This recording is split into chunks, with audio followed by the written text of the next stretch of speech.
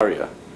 Then I would deal with the LMCS documents, which include the method statement, risk assessments, job safety analysis, and emergency response plans, which were submitted to PARIA and which PARIA reviewed and accepted, and in which both PARIA and LMCS did not identify that a delta P hazard could have occurred in the method of the execution of the works. Those documents were reviewed by PARIA, accepted by PARIA. PARIA, in its evidence before this commission, however, admitted that it did not have the competence and expertise to do so. Notwithstanding that, PARIA did not appoint an expert client representative to assist it in that review, and accepted those documents without doing so. The failure of both PARIA and LMCS to identify the risk of a delta P event in the execution of the works was the root cause of the accident. I will then deal with the line clearing. The underlying factor which led to this accident was the removal of the line contents of C line 36, both in terms of quantity and the method used. This caused a gaseous void in the pipeline, which created a latent delta P hazard when the habitat was installed. That latent delta P hazard was activated when the inflatable plug was removed, which caused the seawater to flood the habitat and the vortex to be created, which sucked the 5 divers into the 30-inch diameter pipeline. I would then deal with the post-accident response by PARIA and LMCS. There was no emergency response plan in place because the emergency response plan, which was submitted by LMCS to PARIA and which was reviewed and accepted by PARIA as a suitable emergency response plan, did not identify a delta P hazard. Consequently, there was no plan in place on the 25th of February 2022 when the latent delta P hazard in respect of the works was activated and caused the accident. I would summarize the evidence of the efforts made by both LMCS and PARIA to show the efforts made by both of them to rescue the divers from the pipeline in the context of the limited time which they had to rescue the divers alive from the pipeline. I would then address the evidence of the treatment of the relatives following this tragic accident, and I would then address the Commission on the proposed recommendations. Thank you. That sounds good. First, I would just say some of the principles of law which govern the assessment of the evidence in this matter. And I may say this, Mr. Chairman, I would not refer to cases or references. I would just make the submissions. It would be online afterwards with my submissions, and I suppose all can see the references. Yes. Where a tribunal has to determine questions of fact, where there are disputed facts, the courts have held that in determining the credibility of witnesses, it is essential that the tribunal weigh their credibility against important contemporaneous documents. In other words, the credibility of a witness must be put correctly into the scales of the important contemporaneous documents and weigh the evidence against those documents. It is a well-established principle of law that where a party without reason fails to call a witness or witnesses that would be expected to be called, if that party's evidence would be favorable to that party, it would be open to the court or tribunal to infer that that person's evidence would not have helped that party's case. The same principle applies to the failure of a party to produce documents when it might reasonably be expected the party ought to have produced those documents. Any inconsistency between a witness's evidence and an earlier statement goes to credibility. Where a witness gives evidence which is inconsistent with previous evidence given on oath or previous statement, a tribunal can regard the evidence of that witness as unreliable unless the witness gives a reasonable explanation for the inconsistency. I would first deal with the scope of works in the context that it has been stated a lot in this case that this contract resembled the 2020 contract between PARIA and LMCS. The scope of works developed by PARIA for the contract works is at CB2, page 564. It was prepared based on the scope of works which had been done for a 2020 project completed by LMCS Berth 5. Both the 2020 and the 2021 projects involved the changeout of subsea piping. The main difference between the 2020 and the 2021 projects was that the 2021 project involved additional works above the sea, and further the leak in the subsea line was about 5 or 10 feet deeper. In dealing with the scope of works for the 2020 project, which is contended to be similar to these works, PARIA employed a project engineer who developed the scope of works and oversaw the execution of the whole project. The scope of works for this project, CB 2564, refers to an estimated volume of product between isolation points between 2,000 barrels. PARIA's evidence is that this represented an estimate of the volume of the product in the subsea line between berths 5 and 6. The evidence of PARIA was that neither the scope of works nor the method statements required the underwater pipeline between berths 5 and 6 to be completely drained. PARIA's addendum 1 to the scope of works at core bundle 598, query 1 states, who is responsible for pumping back from the berth to clear the lines with water, and the response is the contractor is responsible for the safe removal of hydrocarbon contents from the line and to ensure that the line is clear and dry. PARIA's evidence, however, was that this meant that only part of the line where the works were to be carried out would be clear and dry. We shall demonstrate, however, when addressing the issue of line clearing later in our submissions, how the evidence of PARIA's witnesses that the pipeline was not meant to be completely drained is inconsistent with the contemporaneous documentary evidence in respect of the line draining. The scope of work also sets out the contractual responsibilities of the parties. The contractor is required to provide competent supervision at all times during the execution of the job. They are also required by Section 5.4 to provide live video feed stream during the subsea works. At paragraphs 3.1.11 and 3.1.12, reference is also made to the provision of a video stream being provided topside during work activity for PARIA representative. PARIA responsibility are at Section 4 and include, among other things, supplying all work permit certificates, thereby recognizing that permits to work are to be issued before works, monitoring contractors' performance and work standards, approving work to be done by the contractor, and carrying out quality assurance audits, provide sub-barges to assist in the removal of line content, provide personnel to oversee isolation, de-isolation, depressurization, pressurization, draining, filling product from lines at berth 5 and 6. Response to submissions of PARIA and Kensal in respect of the contract. In response to their submissions that there was no evidence that the permit to work procedure was a contractual obligation under contract, we submit as follows.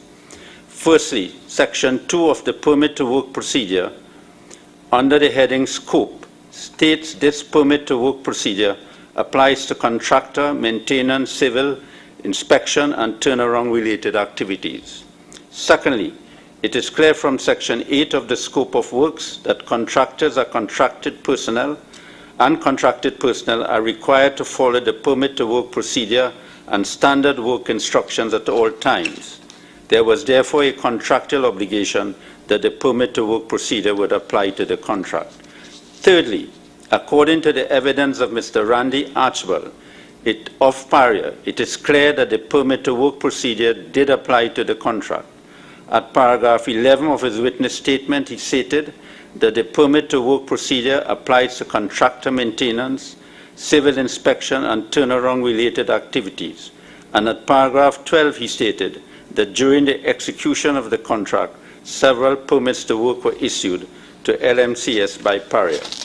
Fourthly, it is clear that the permit to work procedure sets out the roles and responsibilities of a contractor official at section 5.6.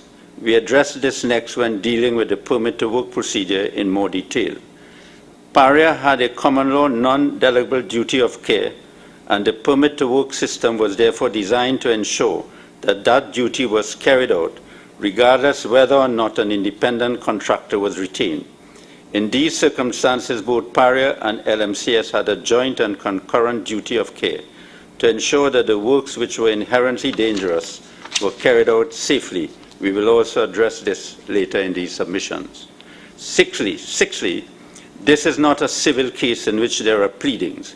It is an inquiry governed by the terms of reference. If Kenson's position is that evidence ought to have been led to show that the permit to work procedure is not incorporated as part of the contractual terms, Kenson had a duty, or PARIA had a duty, to lead that evidence or cause it to be led in relation to that issue. Permit to work procedures. PARIA has a control of work system which controls the works to be done and how they are to be done. The system includes the permit to work procedure. According to Terence Rampasad Singh, the control of work system not only includes the permit to work procedure, but everything from the operations department notifying the maintenance department of the need for the job to the signing of the contract. He stated that all of this is part of the control of work system, meaning that if work is not supposed to be done, it isn't done. Mr. Randy Archibald, in his witness statement at paragraphs 10 to 11, states, the permit to work procedure was developed to provide a formal, documented process for controlling risk associated with certain work activities, such as contractors and maintenance work. Without a permit to work being generated, no work can be undertaken by a contractor. The procedure intended to, among other things, 1, establish the requirements for identifying critical information on jobs, such as the nature and extent of the work to be done, the exact location of the job, the equipment to be used, the hazards involved, and the precautions to be taken. 2, prevent incompatible work from taking place simultaneously. 3, clearly identify who makes the application to do the job, who authorizes the job, who develops the necessary precautions, and who gives approval for work to commence. 4, ensure that work is not carried out unless there is proper authorization. 5, clearly identify high hazard work and the requirements, precautions to be followed. And 6, establish monitoring and auditing requirements for permits jobs. The following is established in the permit to work procedure. Wherever work is to be done within PARIA, the operations department makes a request to the technical and maintenance department for the specific work to be executed. The technical and maintenance department then plans the works in conjunction with the operations department. Before the work can be started, all of the requirements of the permit to work system must be followed. This includes that work does not start until the work permit is properly issued and authorized. All persons on the job must receive a briefing from the appropriate supervision on the works to be done, and all persons on the job must understand the precautions to be taken before they start to work.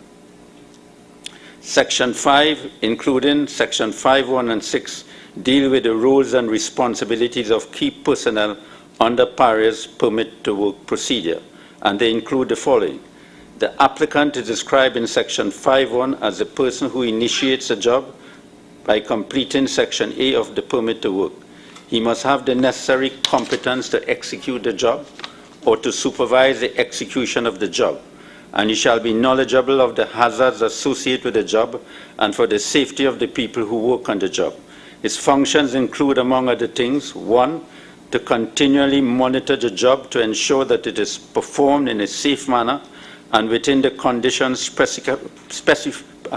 the conditions prescribed in the work permit, certificates, and JHA risk assessment, to stop the work if there are changes in the site conditions that increase the risk, or if new hazards are identified, and promptly notify the site authority of these changes. It has been submitted on behalf of PARIA that since the applicant was a Kenson employee, that PARIA was not the applicant to the permit to work. This submission is wrong for the following reasons. The evidence shows that although Kenson persons were employed with Kenson, they worked at PARIA, they had their offices at PARIA, they took instructions and directions from PARIA personnel and were subordinates of PARIA officials. Majat Singh admitted in cross-examination that he was representing PARIA to ensure there was a compliance with the works being done by LMCS and had a duty to stop the works if the works were not being done in accordance with the work permit. Majat Singh also admitted that he took instructions from PARIA. He works at PARIA and PARIA tells him what to do and how to do it. Terence Rampasad Singh, PARIA's then maintenance planner, stated that Mr. Majat Singh was his subordinate, that he took instructions and directions from him, and that even though he was employed by Kenson, he worked at the maintenance department of PARIA.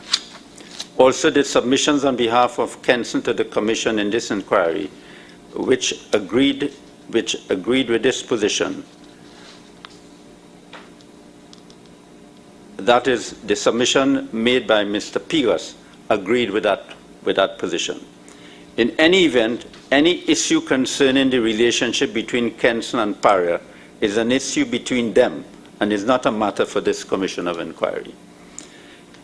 A competent person is described in the permit to work rules at section 5.2.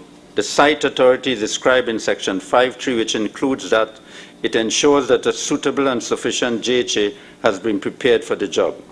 Specifies on the permit any precautions to be taken during the work.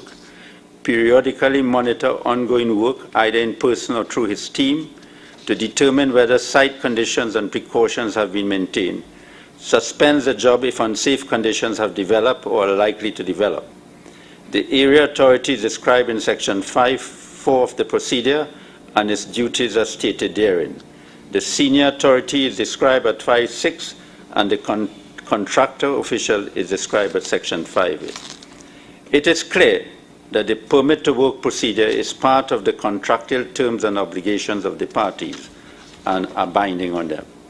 The permit to work rules are also consistent with PARIA's obligations at common law, having regard to the inherently dangerous nature of certain type of works undertaken at PARIA's site. Non-delegable duty in common law. The general principle is that an employee, being PARIA in this instance, is not generally liable for torts committed by his independent contractor, being LMCS in this instance.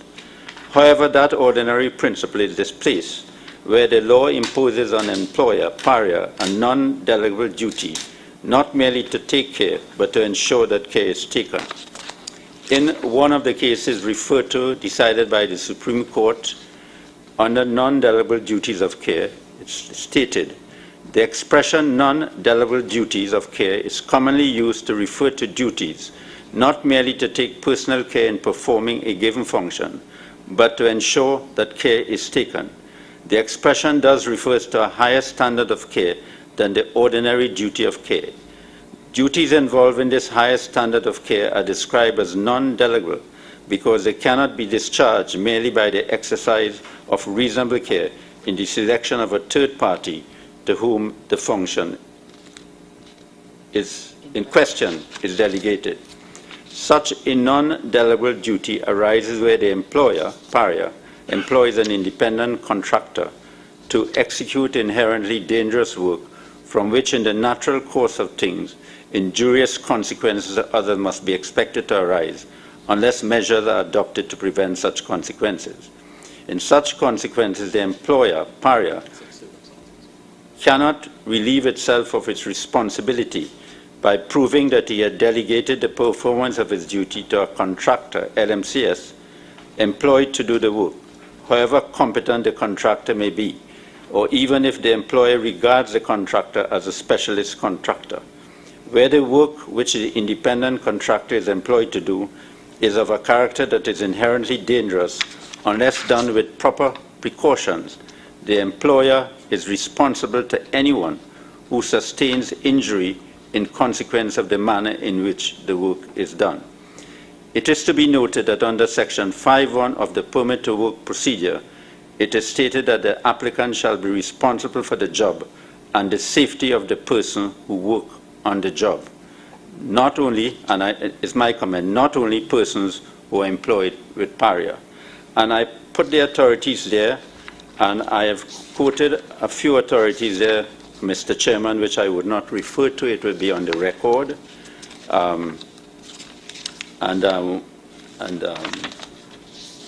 It spanned a few pages. And then I submitted at, and I show that at paragraph 45 onwards that there could have been a there could have been a bargain with the contractor that he shall perform the duty and stipulate for an indemnity, etc. I should mention that at the end of paragraph 45, these cases were all referred to in a local High Court case in CV 2015-03381, Ray Cheddy and another, a National Infrastructure Development Company Limited, at paragraphs 100 to 107. Yes, I've seen that case. That's the one where the road building affected somebody's property. Yes. I note that it took them 8 years Yes. to secure any compensation. Yes, it is submitted that on the evidence, it is clear that the scope of works which LMCS was required to perform was inherently dangerous and would have could have resulted in injurious consequences unless appropriate measures were taken to avoid a differential pressure hazard. Based on these governing principles of law, it is clear that PARIA in the circumstances had a common law duty of care to ensure that those precautions were taken.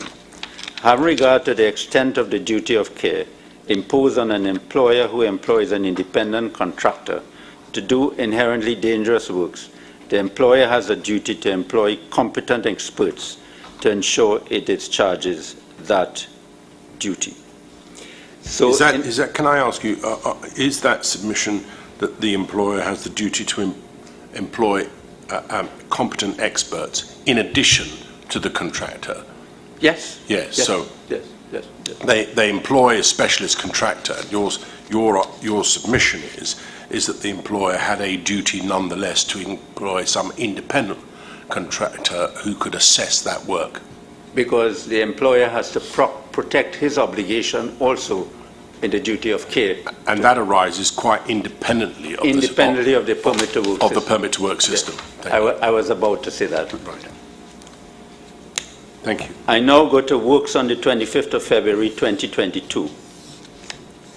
LMCS contends that the removal of the plugs formed part of the work plan for the 25th of February 2022 and relied on the method statement attached to the permit to work, whilst PARIA contends it was not part of the work plan and relies on the fact that the permit to work does not list the removal of the plugs as a task to be done and stipulates that the migration barrier was to be used. Jonathan Ramdan was the site authority and pursuant to the permit to work procedure and the person who issued the work permit.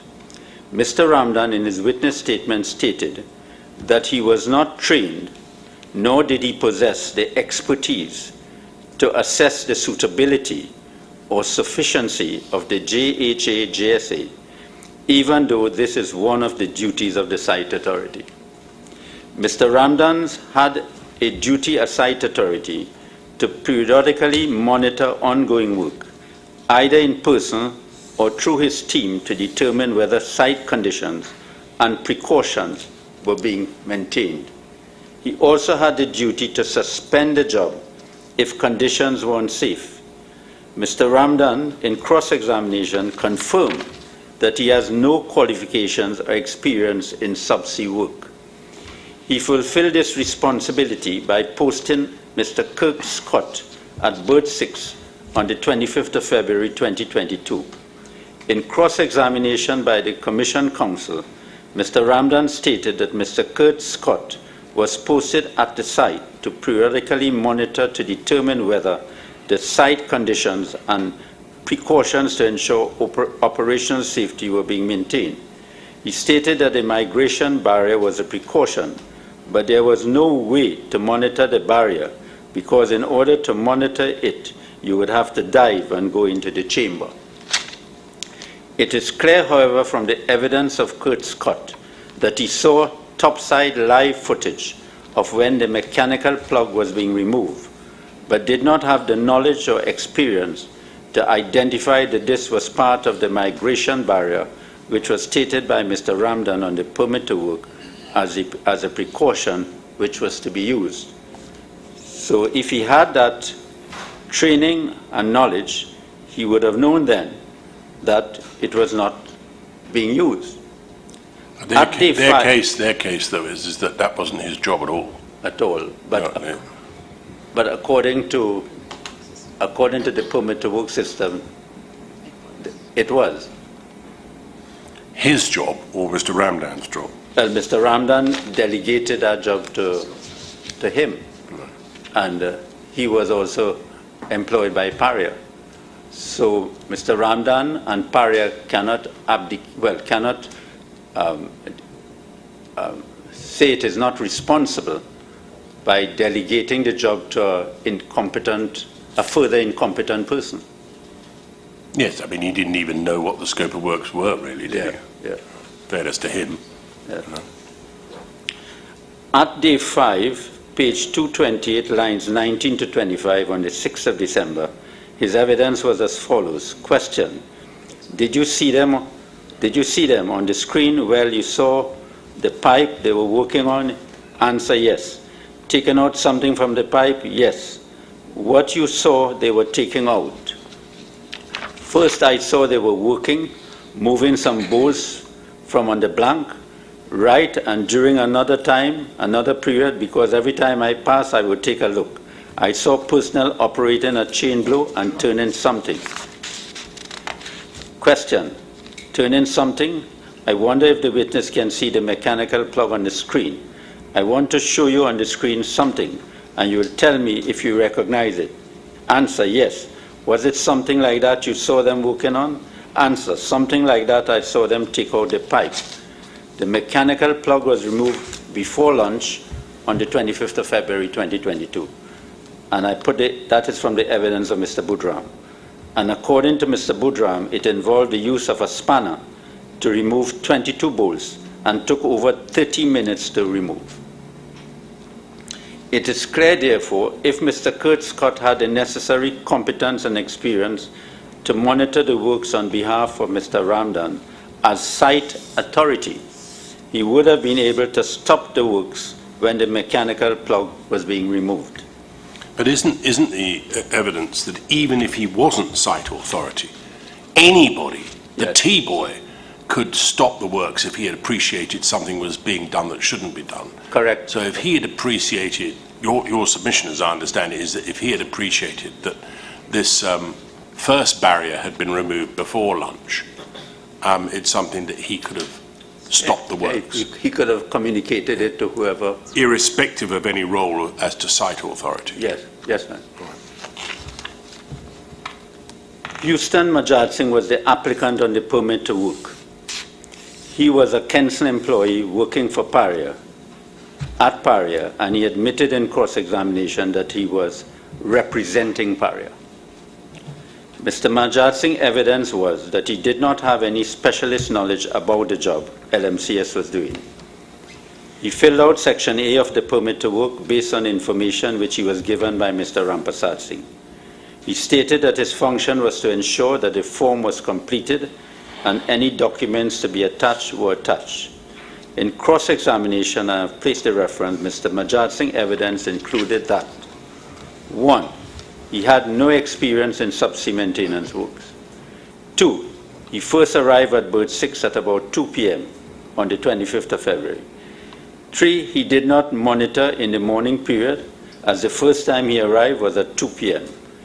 4, he was not present at the toolbox meeting and signed the toolbox form when he arrived at Ward 6.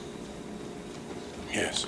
It is clear, therefore, that Mr. Majad Singh did not have the necessary experience or competence to supervise the execution of job by LMCS as required by PARIA's permit to work procedure. Well, he didn't supervise it at all in the morning. And certainly until he got there at 2 o'clock, there couldn't have been any supervising by him because he wasn't there. So, in effect, PARIA's obligations to supervision was not fulfilled. I mean, whatever the period of that supervision, whether it's every 20 minutes, every hour, or as one witness put it, every 4 hours, I mean, the truth of the matter is he wasn't there at all in the whole of that morning, and the first time he arrived was at 2 o'clock. Yes, Mr. Chairman. The only person who was there was poor old Kirk Scott. Good, Scott. Yeah. Or Scott Kirk, I'm not sure which way around it is, thank you. All right, thank you. So we have submitted, he also failed in his duty as stated in the permit to work procedure at pages 28 and 29 to ensure that pre-start meetings were conducted with the crew to discuss the job and to ensure that all personnel read and understood the JHA and assessment. Mr. Budram's evidence was that the work plan was discussed at the toolbox meeting and that it included the removal of the plugs.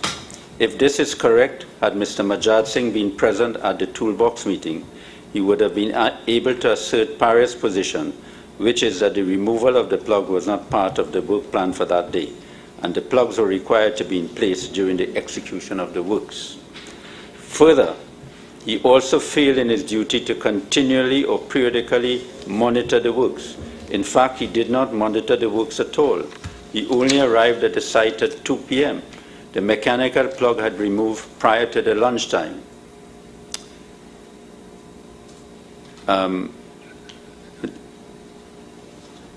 The applicant, which in this case is PARIA, must have, according to the permit to work rules, the necessary competence to execute the job or to supervise the execution of the job. So if PARIA is putting someone else, well, someone to do it on its behalf, the person must have the competence, shall be knowledgeable of the hazards associated with the job and the necessary control for these hazards. He shall be responsible for the job and the safety of the people who work for the job. It is also required PARIA to continually monitor the job to ensure that it's performed in a safe manner as prescribed in the certificates and JHA assessment, and to stop the work if there are changes, etc. LMCS documents. Just before we move on, one of the witnesses, I can't remember exactly who it was now, had suggested that that it was wrong for them to have identified the applicant as being someone that they employed. Who was it? Mushtaq Mohammed, yes, thank you. When I think either myself or you were asking questions, he conceded that, on reflection, it would have been sensible for the applicant to have been LMCS rather than somebody that they themselves employed,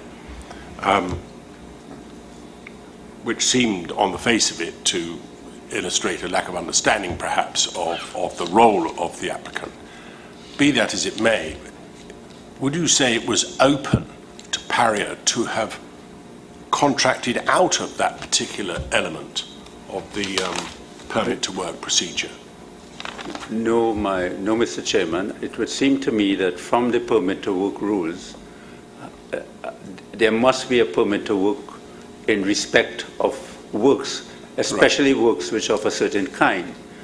And the applicant, we got an evidence, when evidence was being given, that PARIA is normally the applicant. Yes.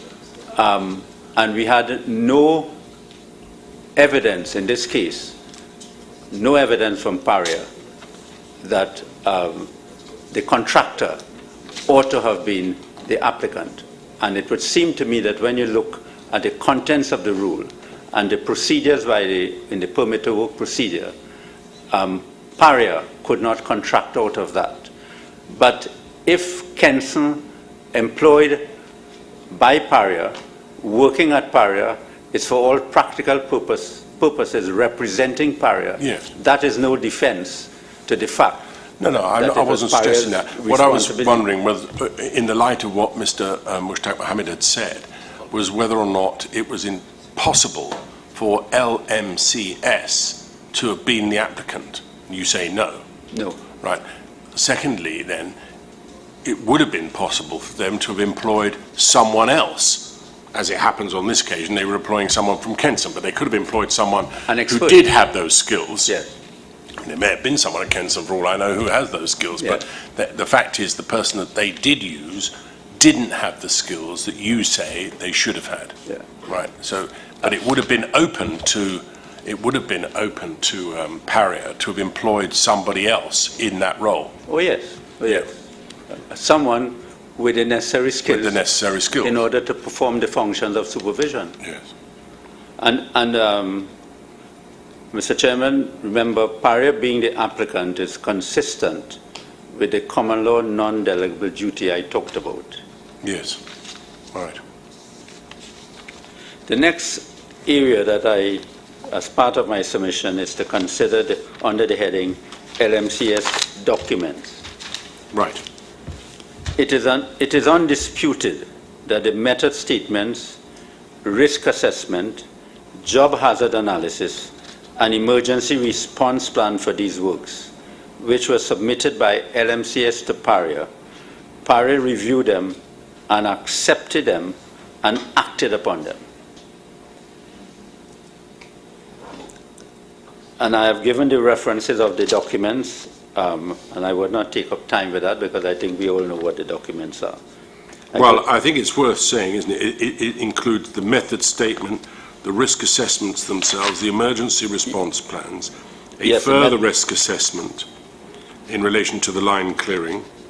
The GHA for phase 1 air blowing, the method statement in phase 2, the GHA for phase 2 line clearing, the method statement to install the subsea flange, and the GHA to install the subsea flange. Yes. So a significant number of documents, anyway, submitted by LMCS for review by PARIA. PARIA. And PARIA accepted it.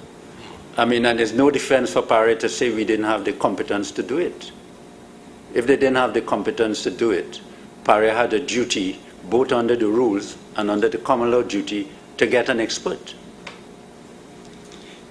It is not disputed that a potential delta P hazard was not identified in any of the documents submitted by LMCS to PARIA and which were accepted by PARIA. The LMCS documents were reviewed and accepted by PARIA's multi-departmental team comprising personnel from the HSE Maintenance and Operations Department.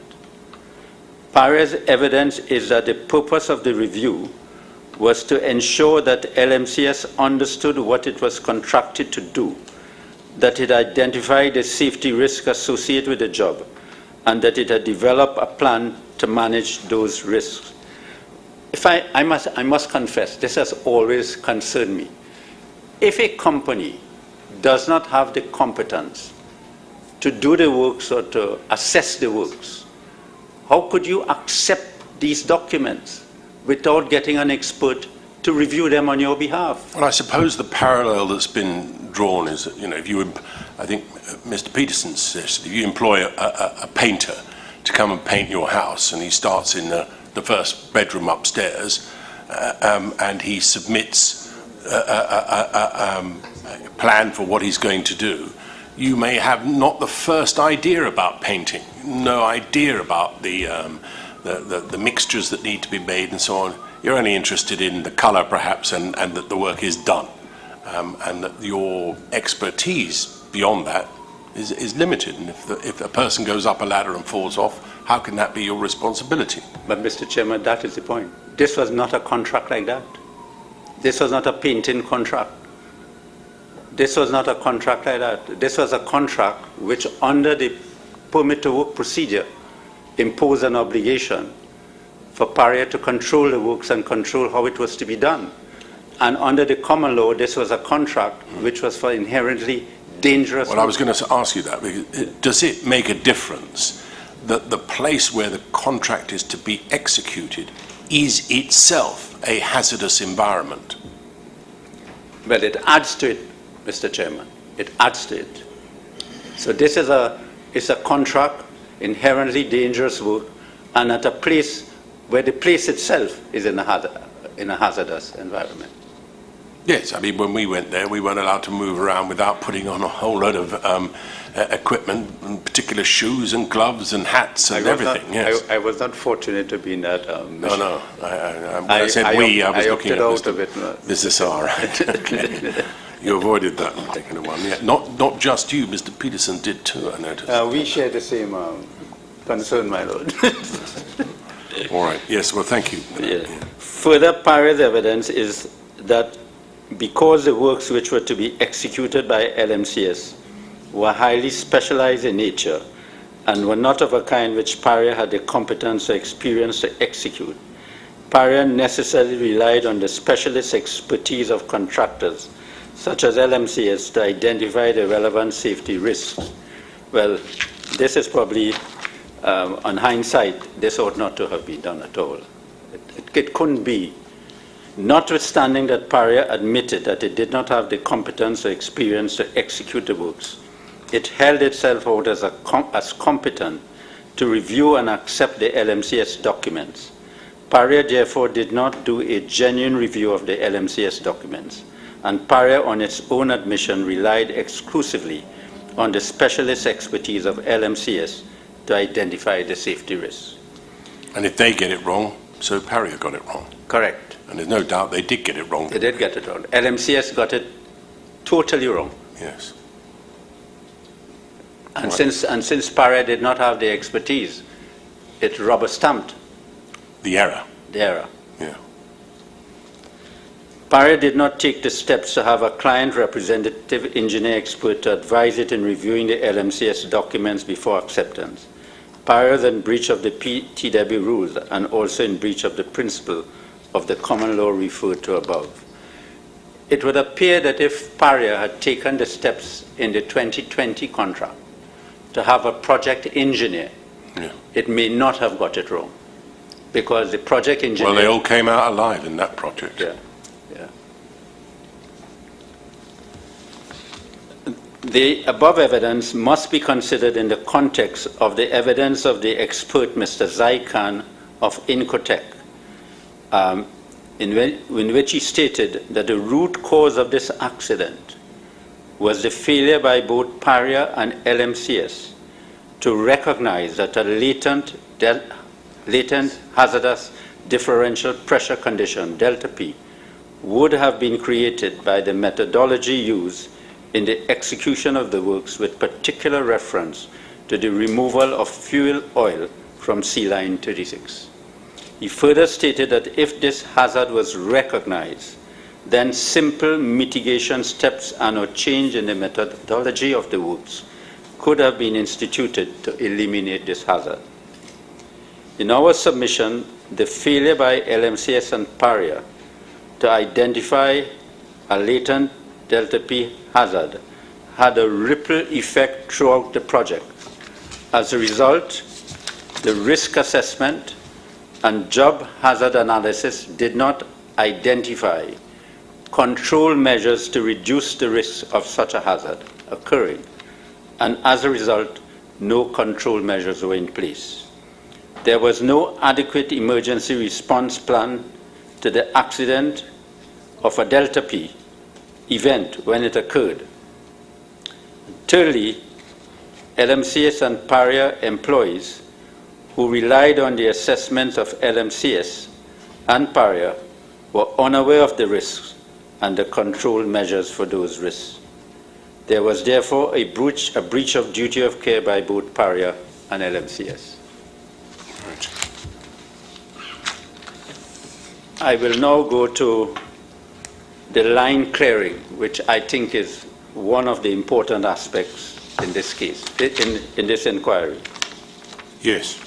We all know, according to the final Incotec report at paragraph 3.1, that the removal of the contents with respect to the quantity and method in line between berth 5 and 6 was the underlying factor that led to this accident.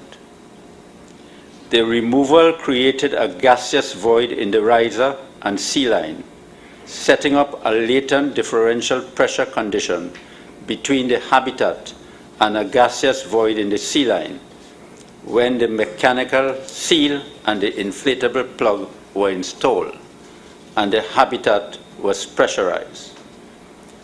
End of quote. The line clearing process began on the 18th of January 2022 and was completed around the 3rd of February 2022. According to Jonathan Ramdan, PARIA's operations team supervisors, LMCS undertook to conduct the line draining in accordance with PARIA's work instruction effective 5th January 2022. The PARIA work instructions, I put the reference, this is a step-by-step instruction for the clearing of sea line between berths 5 and 6, developed by PARIA's operation department. It was revised by PARIA's Visham Harichan and approved by PARIA's Jason Beckers and authorized by PARIA's Colin Piper. Mr. Ramdan stated that the purpose of the document was to oversee the draining process and that the operations department of PARIA had control over the process. It is to be noted that there are also method statements produced by LMCS for both phases 1 and 2. On page 1038, it is stated on the work instruction that the operator at PARIA was to be assigned for monitoring and emergency response. Mr. Ramdan in cross-examination also confirmed that PARIA officials were witnessing, present and overseeing the draining process, and I put the reference to 11. Remember that Mr. Ramdan is PARIA. Also, Section 8 of the Scope of Works required the contractor to follow not only the permit to work procedure, but also standard work instruction.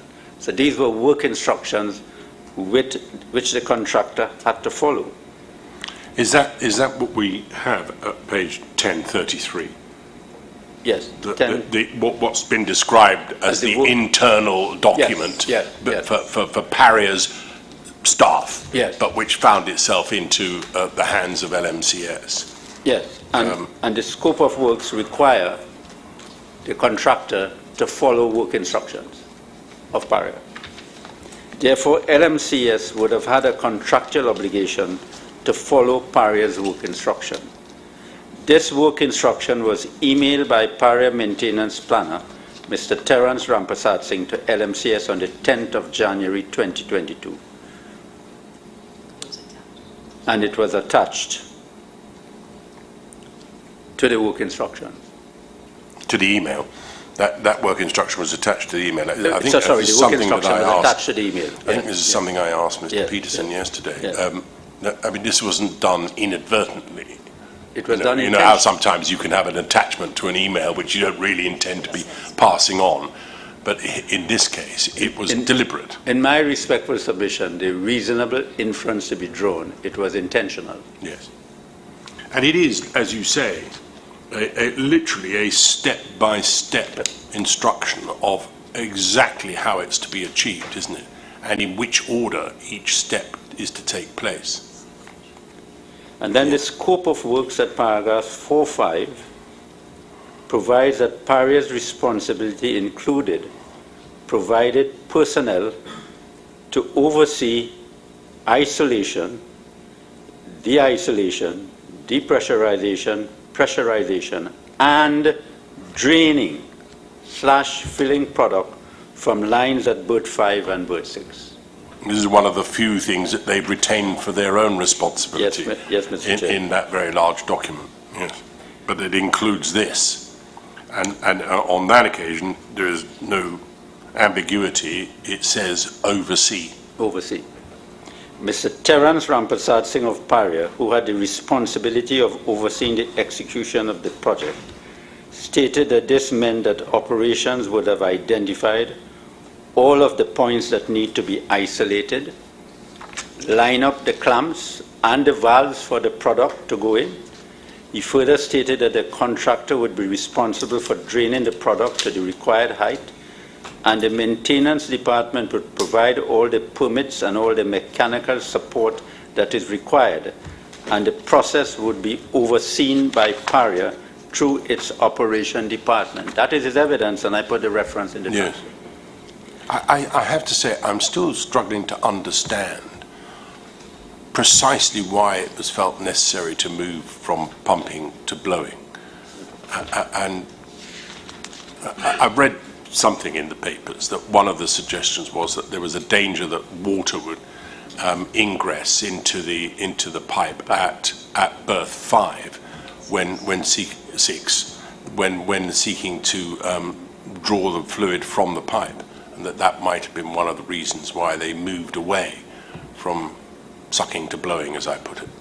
But I have to say, I have struggled a little with the idea, bearing in mind you're only taking a relatively small amount out of it altogether. Yes, and if there was a problem at one end because it was too low and there was a danger of water ingressing into the pipe, do it at the other end. Other end. Because you've got a pipe. That's my point. If you're sucking it from that end, it will eventually, as was demonstrated, It's basically a U. Yes. It's a U. It will equalize itself. If you couldn't do it at one end, do it at the other end. Yeah, I have to say, I have struggled with this idea that it was felt necessary to move from one to the other. Whose idea was it to move from one to the other?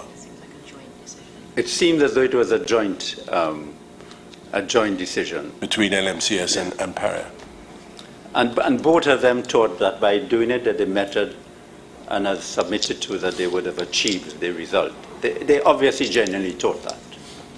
No, I don't suppose I did it deliberately. No, that's never the issue in this. No one's suggesting any of this was deliberate. It's a question of whether it was negligent at all. Yeah. But it would seem to anyone that even if there was an error, why it was not detected when all this oil was being... that is a difficulty in this case, in this inquiry.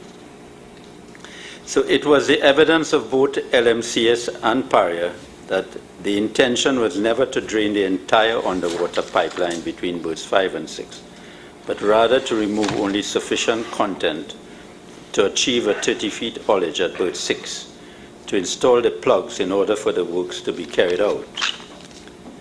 Mr. Kazim Ali Sr., in his supplemental witness statement at paragraphs 31 and 32, described Phase 1 and Phase 2 line clearing process by way of air blowing.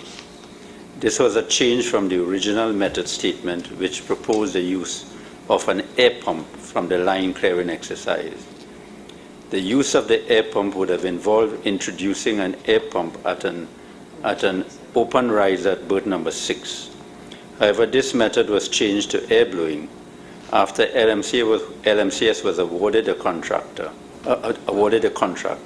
following discussions at a kickoff meeting around June 2021, where LMCS and PARIA looked at the job in more detail. I mean, is there ever a justification for pumping air into a pipe unless you are genuinely looking to clear it completely? I simply don't know the answer to that. Even someone who is a non-expert can think that you're going to use the air to blow from one end to the other end. What is the purpose of doing that? But to clear the line. Yeah, to clear the line. I can understand if, for example, it was felt necessary to, say, wash the pipe in some way, you know, that you would want to completely clear it of all fluid and then pump in, no doubt, some sort of cleaning substance to remove all the gunk that has acquired over the years, and then, having done so, you flush it out and then you refill it with fuel. But I think if you're working on a line, well, you know, it does seem extraordinary that anyone would have thought that pumping air into the pipe was a good idea. And we're dealing here with two highly experienced professional companies, LMCS with many years' experience and PARIA with many years' experience. Yeah. All right, thank you. Mr. Kazim Ali Sr. stated that he decided that the use of an air pump was not practical. That's the sucking. Sorry?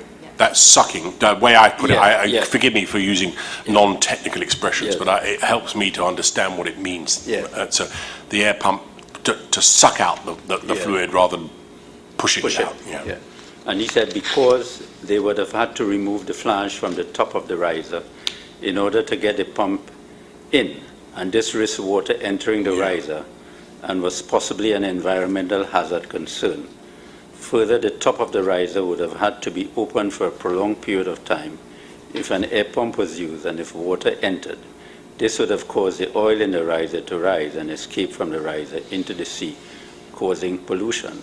But Again, I don't really understand. How would it have taken a long period of time for the lid to be open, as it were? You're only taking a few barrels out. I mean, this is a company that must pump tens of thousands of barrels of oil and those on a barrels daily could have been basis. taken out, as you said, in a bucket. Yeah, I know I've used that expression, but I mean, realistically, we're talking about, what, 50, 60 barrels of oil. A barrel's only 42 gallons. Surely this is something that ought to have been done within an hour. Call it 2. How does it need to be open for a prolonged period of time? 10 days. I mean, anyway.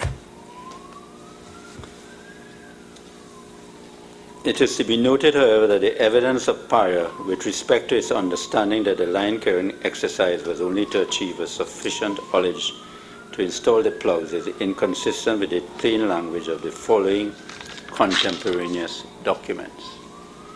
The scope of works at page 564, CB3, paragraph 315, where it stated, properly coordinated works with PARIA operations, maintenance, and HSE personnel to perform the following activities, including but not limited to isolation, de-isolation, depressurization, pressurization, and draining. The point you made before, one of, as I say, one of the features that they retain for themselves, that is PARIA, as incumbent upon them, is the oversight of draining. Yes.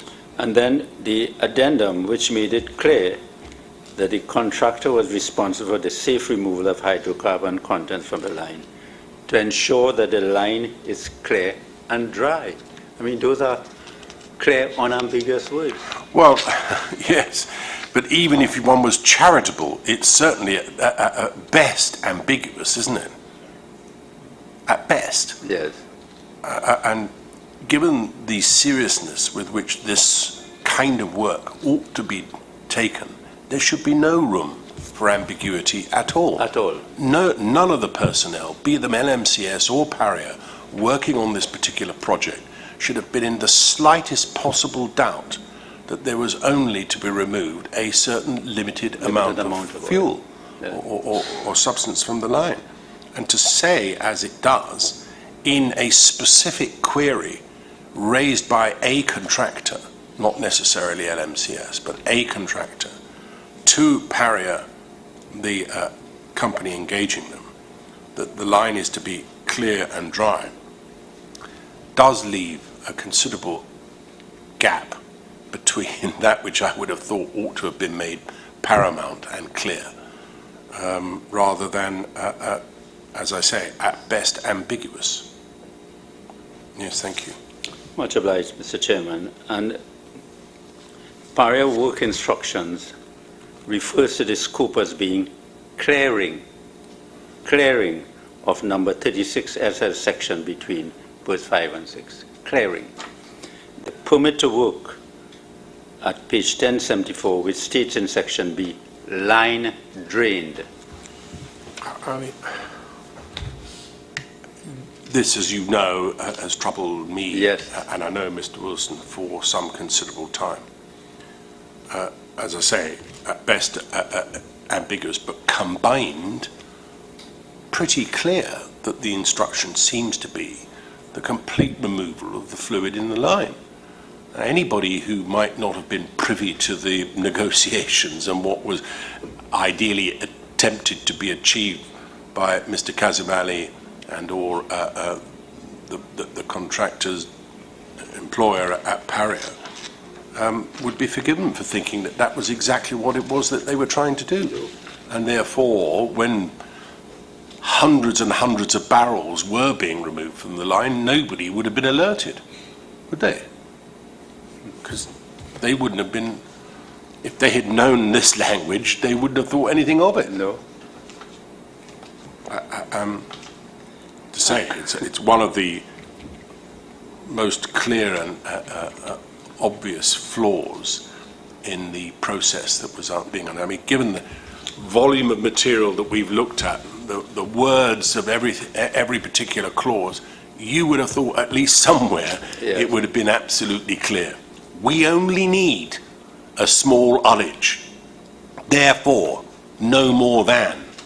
And I think there's one document where it was speculated that... well, if I may offer, it could be simple, do not drain more than so and so. Yes. Anyway, yes, thank you for that. But to crown it all, in PARIA's daily work reports compiled by PARIA personnel, which are referred to below, these documents record that PARIA was aware that more than 1,252 barrels of oil was received in its tank farm and also in slop barges.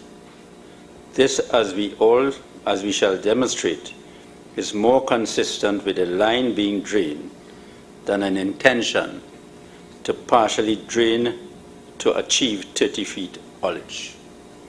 The fact that the daily work report showed that PARIA wanted the line to be drained, and it participated in the draining process as it was monitoring the draining of the line. In order for the line draining process at PARIA's compound to be done, PARIA's resources and facilities, including its workers, were used in that process, and it is clear from the daily work reports that PARIA kept a record of the draining of the oil. I noted from that, when you were dealing with it in the evidence, that there were days when they were draining, and there was no record of how much was being drained. But it would appear for whole days, or at least substantial parts of days, there was draining taking place, but no record, without recording the amount that had been drained.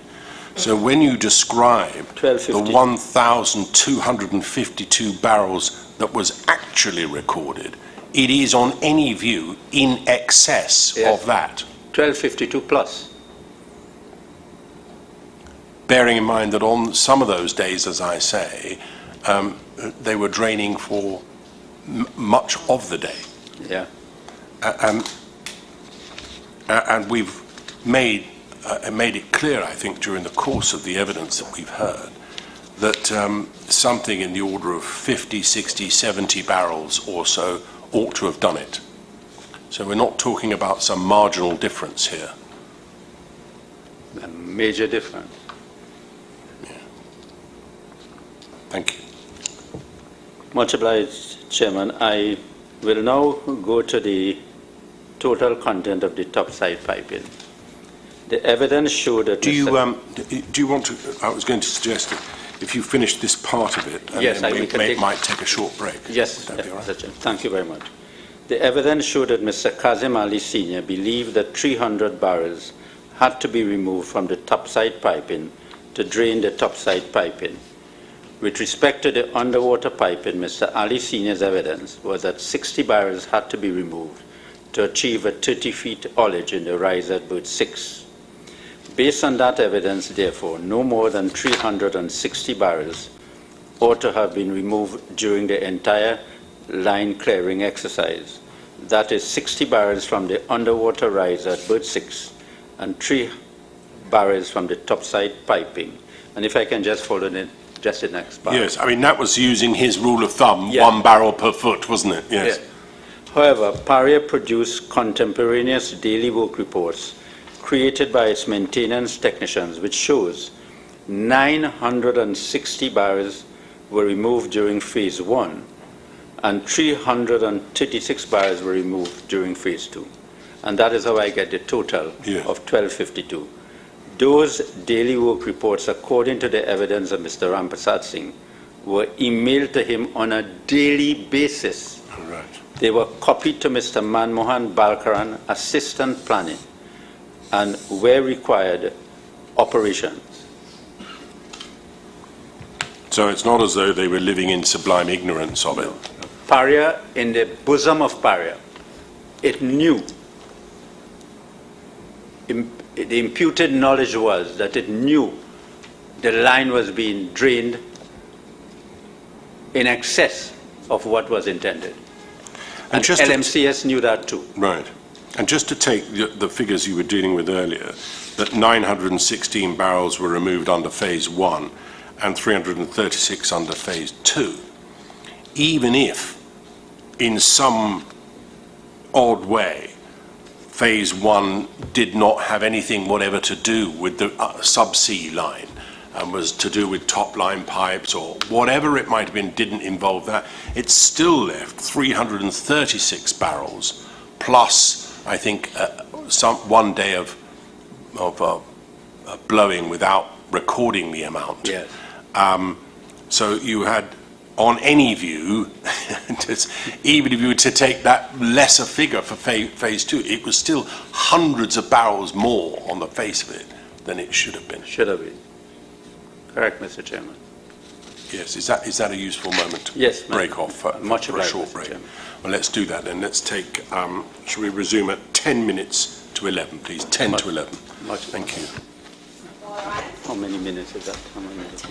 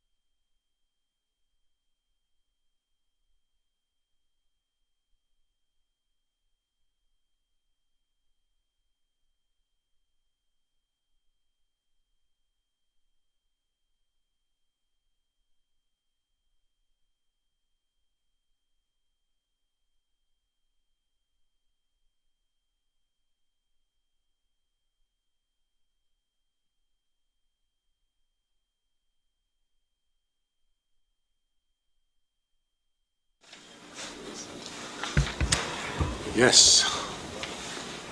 I Thank you, feel the final hurdle approaching. Yes, yes, Chairman, I think everyone in this room is looking forward for this evening so that we wouldn't have to be here on Monday morning.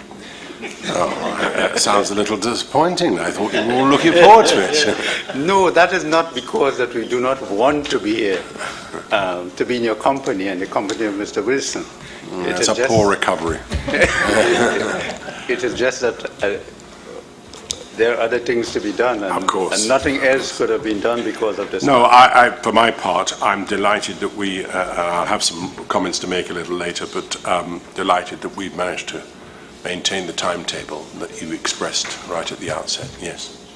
Right. Thank you, Mayor. Thank you, Mr. Chairman. Mr. Chairman, I want to draw the Commissioner's attention to a letter in the record from OSHA Right. to Mr. Mustaq Mohammed. Oh, yes. It's a letter dated the 20th of July, 2022. It's in the bundle, I think. Yes, isn't it? it's There's the one, yeah. pages 2905 and 2908 in the electronic bundle submissions. Okay. It was signed by Mr. Mustaq Mohammed to OSHA, in which OSHA asks certain questions about the volume of the oil removed.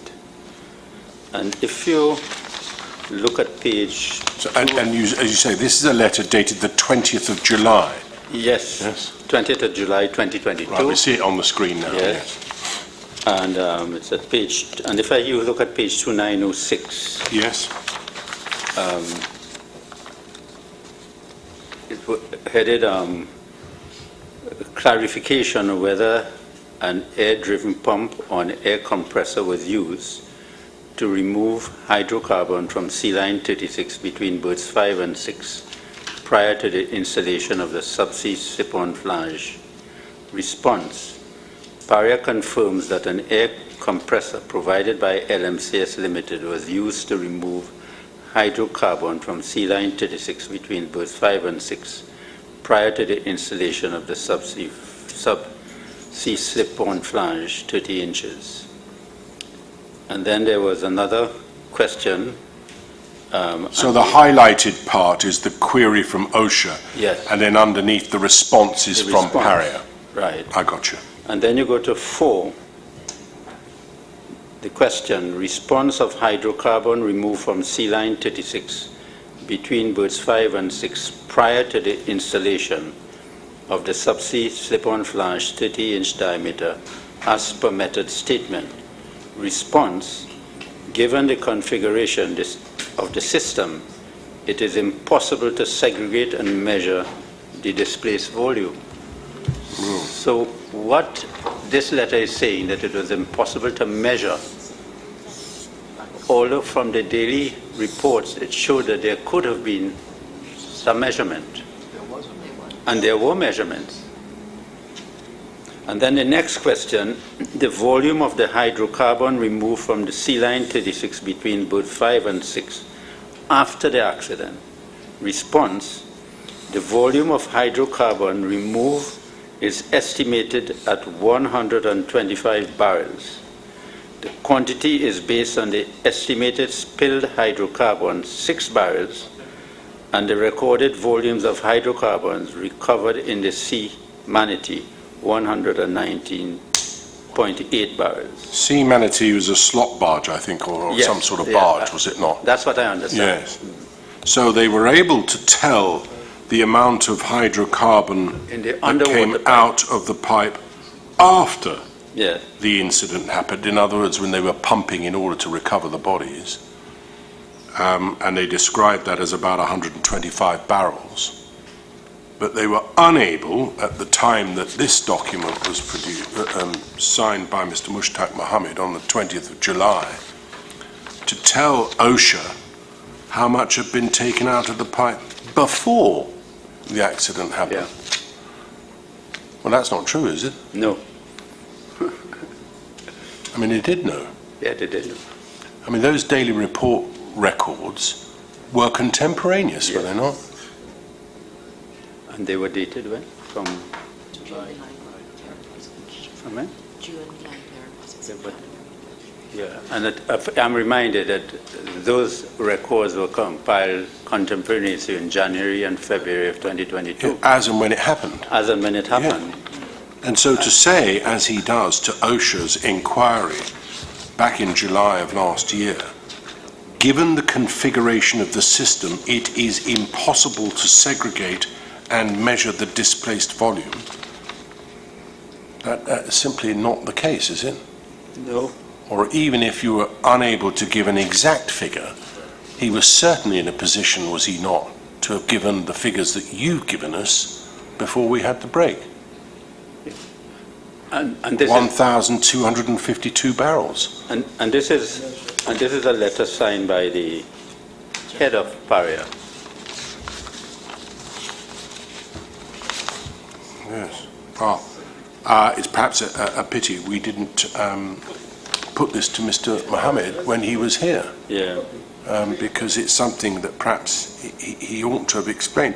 What I'm going to do is this. This is obviously quite a serious matter.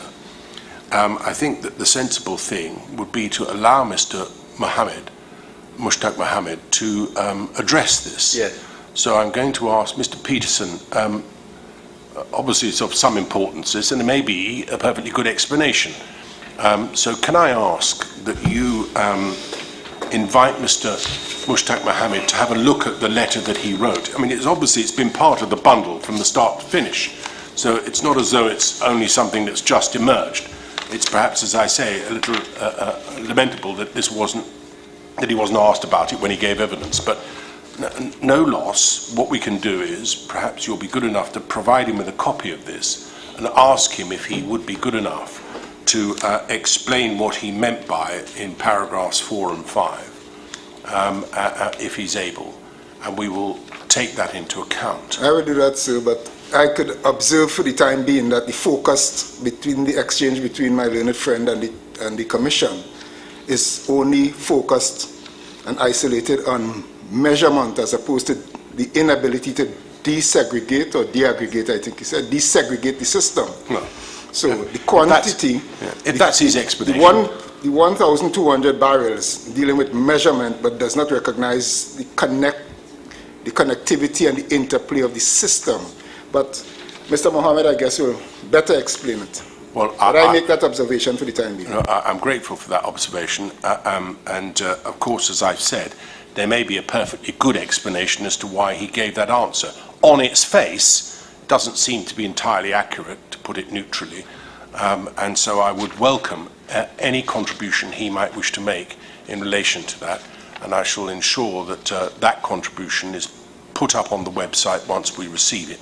And anybody who wants to make a comment about it will be free to do so. As I say, and we will certainly take it into account, all right? Sure. But thank you for drawing that to our attention. And I do apologize that it was not brought before, but in preparing the submissions, looking at everything, you know, and there are so many documents. Yeah.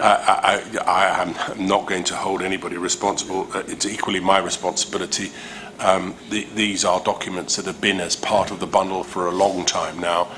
We've managed tens of thousands of pages one way or the other, and that there was an oversight of this. All of us overlooked it. Mr. Peterson's team, your team, me, and everyone else. So, but we've clearly got to give him an opportunity to address this. Sure. And I'll invite him to do so. Thank you very much for bringing it to our attention. I now come to some of the evidence Mr. Zaid Khan gave after he did the presentation, and some of the evidence as it relates to the line clearing. Mr. Zaid Khan, in his Incotec report in his letter dated the 6th of January 2022, stated that out of the 916 barrels removed during phase 1, he estimated that approximately 200 barrels were drained from the top side.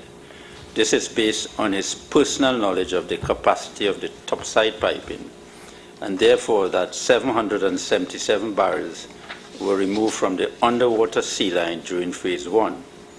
In phase 2, he states that at least 336 barrels were removed from the underwater sea line.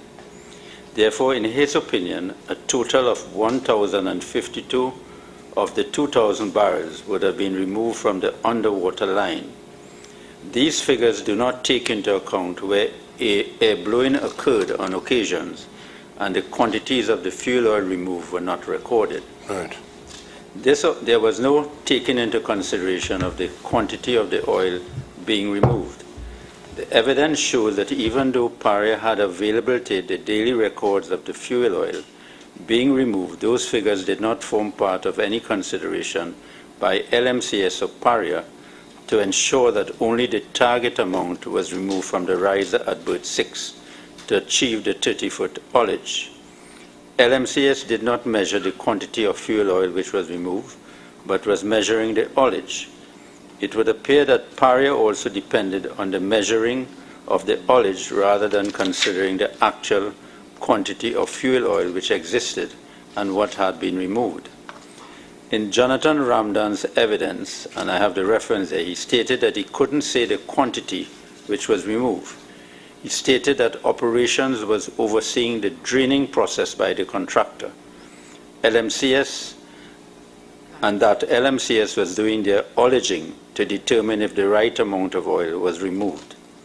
Then Visham Harichan, referenced there, stated that he was of the impression that the haulage was actually giving the amount in the line. Colin Piper, referenced there, stated that the dip on the line is the measurement that the contractor was going to. Visham Harichan also stated in cross-examination that he could not say how much oil was drained or even how much had to be drained. In fact, Mr. Harichan was surprised by the actual amount of line content which was drained. And the question to him was, so having become aware of that now, would you not agree that the unlimited draining of the line, the underwater line between berth 5 and 6, should have been closely monitored if it had to be drained? Yes, and I thought it was closely monitored. And then the question here, by whom? And his answer was the contractor and the maintenance department, which is the maintenance department of PARIA. However, Mr. Terence Rampersad Singh of PARIA Maintenance Department, who was in charge of overseeing the execution of the project, stated that he never worked out how many feet of the content in the riser was equivalent to the terms in barrels, in terms of barrels. Mr. Colin Piper, Terminal Operations Manager, agreed that he had the overall responsibility of ensuring that PARIA instruction procedure was established by reviewing and approving the work instruction and ensuring that the offshore team lead understood the requirements of the work instruction. Mr. Piper agreed that the PARIA work instruction was a step-by-step process which was sequential for the line clearing process. However, notwithstanding the evidence of Jonathan Ramdan that the line clearing was undertaken by LMCS pursuant to PARIA work instructions, Mr. Piper stated that the work instruction did not go to LMCS and is solely an internal instruction for PARIA operators. However, this is inconsistent with not only Mr. Ramdan's evidence, but also with the contemporaneous documentary evidence of the email from Mr. Terence Rampersad Singh, copied to Mr. Manmohan Balkaran and sent to LMCS on the 10th of January 2022. In that email, Mr. Rampersad Singh attaches the work instruction and states, please see attached signed draining procedure. Let us meet tomorrow at 10 a.m. to discuss draining schedules. I want to start as early as possible this week, bearing in mind the cruise ship loading is on the 14th. I will discuss with ops now to firm up on any other issues. End of quote. According to 5.3 of the permit to work procedure, PARIA as the site authority was directly responsible for the site facility and is responsible for ensuring that conditions required for the safe conduct of the job are maintained. PARIA, pursuant to this duty and also in monitoring the works, should have been able to identify from its record that more fuel oil than was required was being drained from the line. LMCS also ought to have known that more fuel oil than was required was being drained from the line. The sheer time that it took might have indicated that, mightn't it? I yeah. mean, bearing in mind LMCS, it is their case, and indeed PARIA's, that all they wanted to do was to achieve a 30-foot ullage on either side. The mere fact that this seemingly took days of pumping must have told them, surely, that they were taking out more than the 30-foot ullage that they required on either side. As I've indicated before, you could do it with a bucket. You know, it does seem somewhat extraordinary that nobody at LMCS was saying, well, hang on, how much are we actually taking out if this is taking day upon day upon day? And one would have thought that LMCS, who was actually operating it, ought to have realized that more than that was yes. yes. I mean, it is the evidence of Kazimali that he that's all he wanted. He only wanted this 30-foot ullage. I mean, someone of his experience must have appreciated, surely, as the days ticked by, that they must be taking out more than the ullage was required. And it's all very well saying, well, I kept putting a dipstick down to see where it was, but the truth was that why didn't he query it? This is the obvious question, I suppose. And he didn't, did he? He didn't. No. Thank you. I now refer to Mr. Zaid Khan evidence in which he showed, from his evidence, the measuring of the ullage did not detect the gaseous void. Right, would you just give me one moment? I just want to make a note against that. Yes.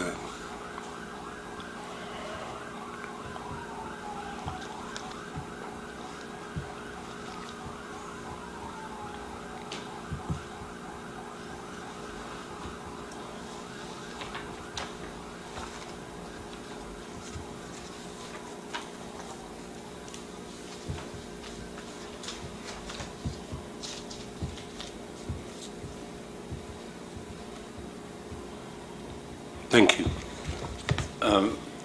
Mr. Zaid Khan said that the removal of the line, and this is what he said in evidence before this commission, that the removal of the line contents to 35 feet below sea level in the riser, if that had been undertaken, no gaseous void would have been formed on the installation of the plugs. That's his video number 4. Yes. Further, at paragraph 313 on page 1397, he stated that the method of air blowing from berth 5 to 6 would have resulted in the removal of the way in excess of the optimum quantity of oil from the line, thus creating a significant continuous gaseous void between berth 5 and 6. His evidence given in cross-examination on the 10th of January also established that 1. The method of removal of line content would have given the impression that a target of a 30 feet ullage was attained in the riser when a dip measurement was taken, but this would not detect the gaseous void in the horizontal part of the line. He also stated that the pipeline sloped at 0.2 degrees. Berth 6 is 4 feet lower than berth 5 end, and berth 6 is deeper than berth 5. The line is sloped, and the initial stages of blowing would have resulted in a lot more liquid flowing out from the line than if it was level. He stated that the riser at berth 5 would be emptied first as pumping was done from berth 5. He also stated that during phase 1, air blowing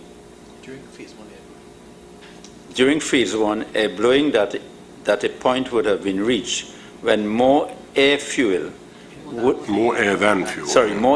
fuel would have been seen coming from the control valves at berth 6 and onshore where the flow was being monitored and measured. This would have been an indication that a lot of the line content had been removed. He explained that when the compressor was shut down at berth 5 at the end of phase 1, air will be locked in, and that pressurized air would have supported a column of liquid in berth 6. Therefore, whoever took the dip measurement at berth 6 would have wrongly thought there was still liquid to be taken out to achieve a 30 feet haulage. In phase 2, the pipe was pressurized internally and a dip hose used to remove the line contents at berth 6. However, even when the haulage was achieved, it was a false haulage given the belief that the line was still flooded because nobody looked in berth 5 to see what was happening. And that would have been a simple test, wouldn't it? Just have a look what's happening at 5. Berth 5. So if you're looking for a dip test at 6 of that 30-foot ullage, you only had to be at the other end to see what the ullage was there. And if it had completely drained the pipe there, as it would have done from the diagram that I drew on the board, they would appreciate that something was wrong. Yes, Mr. Chairman. Then he talked about the carber test. When the carber test at berth 5 was done on the 25th of February, the pressure was released and it created a vacuum on berth 6 under the plug, and it accelerated and made the system more dangerous. That was a dangerous vacuum which could have dislodged the plug if it was not holding. Right, as I understood that evidence, the lid is on at 5 and they're taking fluid out at 6. They open the lid at 5. They then do their carber test. But when they open that lid, any pressure that existed in the process of drawing fluid from 6 would have been released. Yes. The consequences are the fluid then does this again. But by now, we've got the plug in at 6.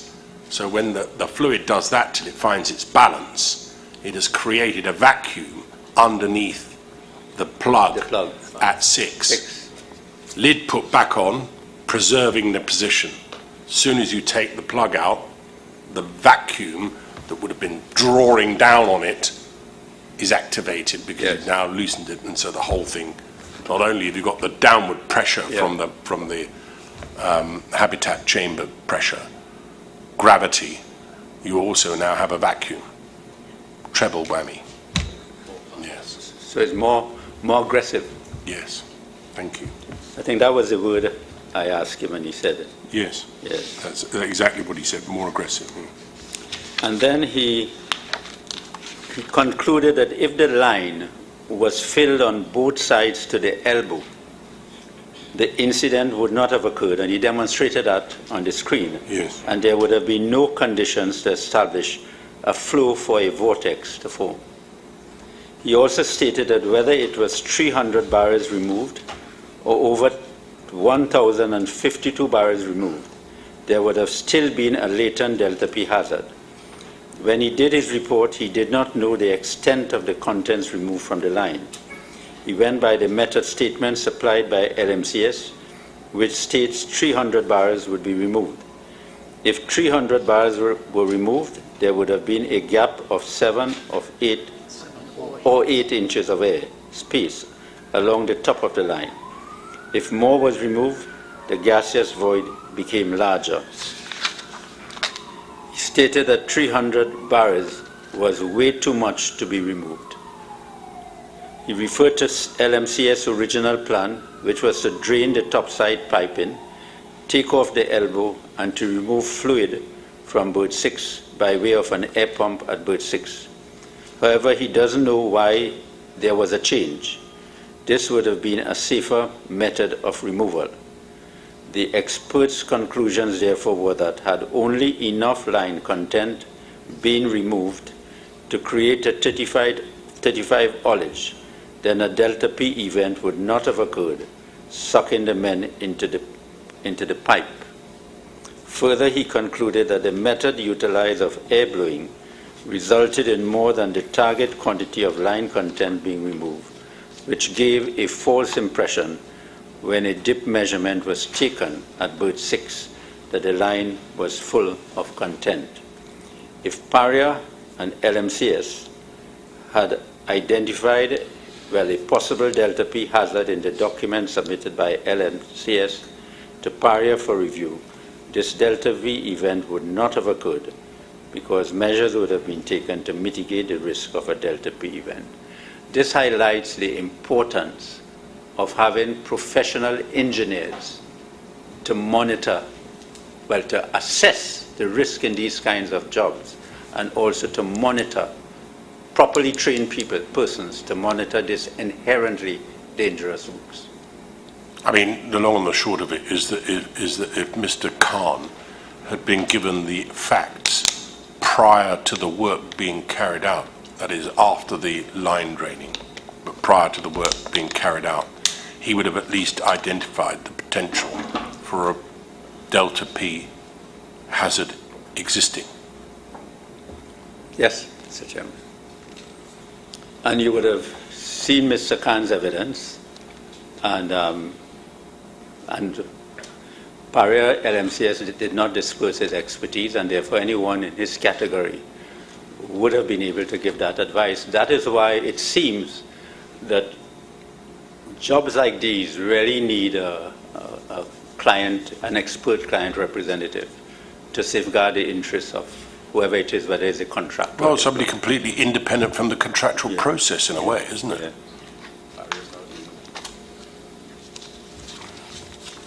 Thank you. I now go to the post-incident responses by both PARIA and LMCS.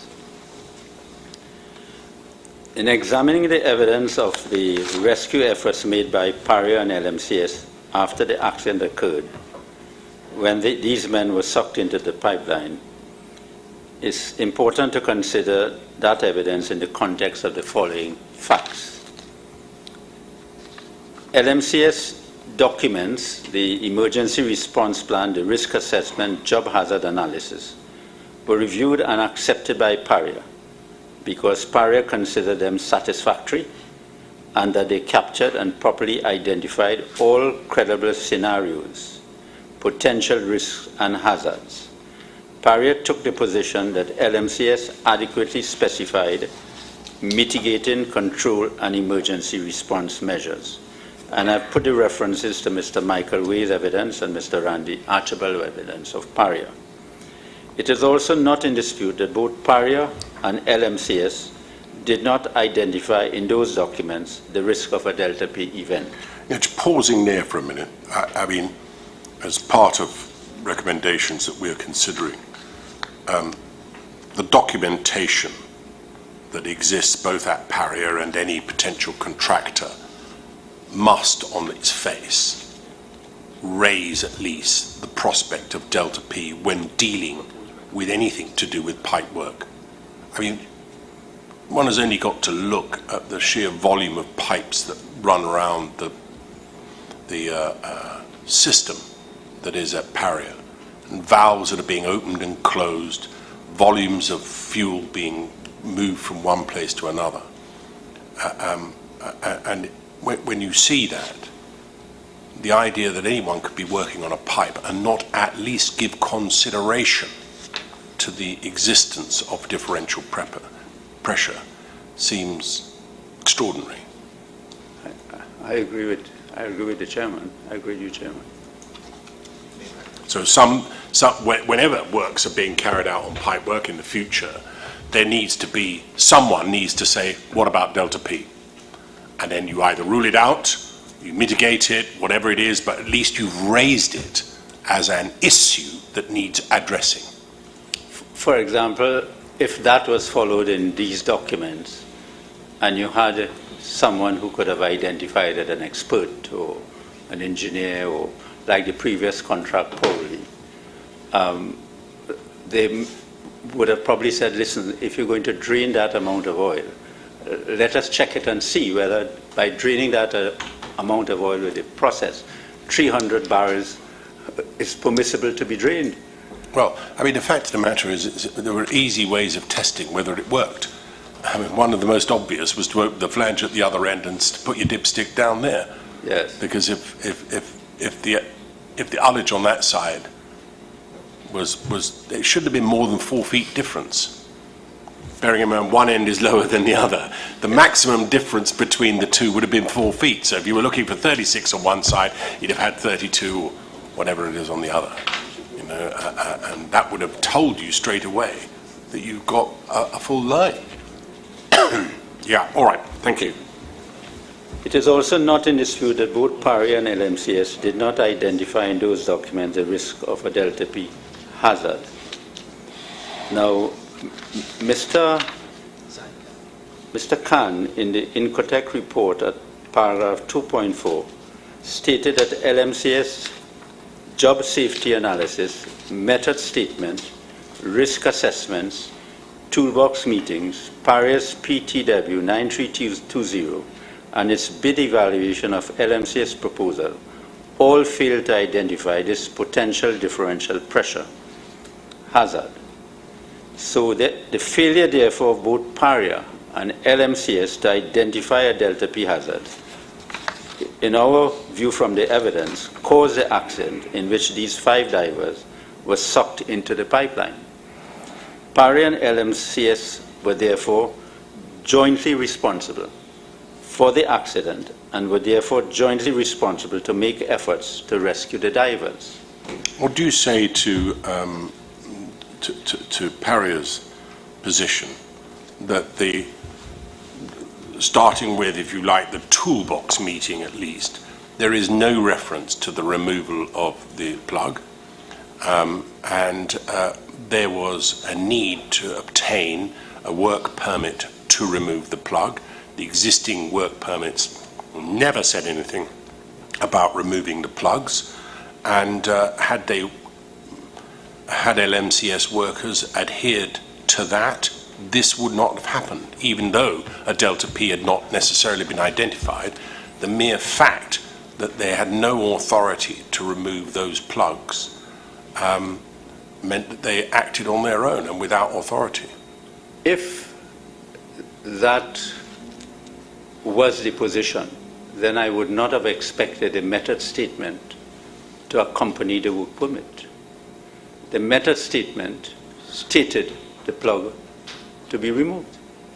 And if it was PARIA's, if PARIA intended to take the position that you needed another work permit for that matter, I mean, there should be positive evidence that in matters like this before, another work permit was issued. Yeah.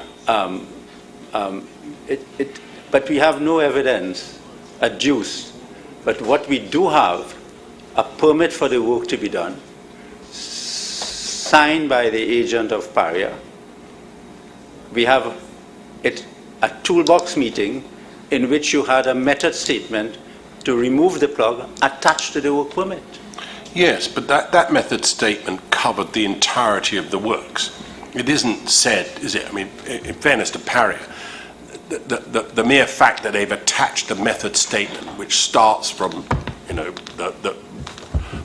moving the barge, if you like, right from the very beginning, right to the very end, when the job is finally complete and the last bolt is tightened up and you're taking the barge back again. It's not envisaged, is it, that that method statement covers only the period that the work permit was covering. And the work permit sets out in those, albeit just 3 lines, but it does set out what the jobs are. And their case is, well, look, the removal of those plugs is a serious and significant part of the job. And if they were to be removed, that should have been spelt out in the work permit. It wasn't, and therefore you shouldn't have done it. Well, that's the point, is that there was no, you had a method statement. So if it was the intention of PARIA that you had to have a separate work permit, or it was not to be part of the job, on that work permit, just as they put migration barrier to be used, they could have stated exactly what it means. But to leave it in the ambiguous position, and PARIA taking the position of enclosing the method statement, and that is why now you have 2 sets of evidence, One saying that the job was to be done, PARIA saying it should not have been done. But this had to be clear and unambiguous if that was PARIA's position. These were dangerous books. Their position is, look, if you start with the work that's being done on the day, you look to the toolbox meeting. The toolbox meeting says nothing about any of the works, actually, but it certainly doesn't say anything about the removal of any of the barriers. Okay? So that's the starting point on that day. Now, I appreciate that we've had evidence from Mr. Boudram to the contrary, but on the face of the documents, that is the position. You look at the work permit, it says the barrier to be used. Not to not be used or to be taken out, but to be used. And there is nothing on that document which suggests that you're allowed to remove the barrier. And so again, just dealing with the documents, leaving aside the oral evidence that we've heard, they say that that of itself is powerful evidence to demonstrate that there was never an intention at that stage to remove the barrier. If we were to find that that is the position, then of course LMCS removed it contrary to what appears to be the position on the face of the documents. Now, I appreciate we're going to look at the oral evidence as well, but just on the face of the documents, there's nothing to suggest, is there, that they should be removed. Appreciate that we've attached the method statement, but that is a document which covers the entirety of the operation, not just what was to be done on that day. Mr. Chairman, I take the position that if these are inherently dangerous works and PARIA has a control of works process and a system of works, it would seem that it is only reasonable that if you are having a very hazardous area of the job and you're saying that a migration barrier is to be used, it should specify specifically, and bearing in mind in this matter, we do not have any minutes of what happened at the toolbox meeting. Well, we have a note. We do have a note of what happened at the toolbox meeting. But we it don't just says nothing about it. Nothing about it. No, so if we don't have a system, or PARIA did not introduce a system to monitor these works, to have a contemporaneous notes. I'm sorry, is that entirely fair, though? I mean, they have a system.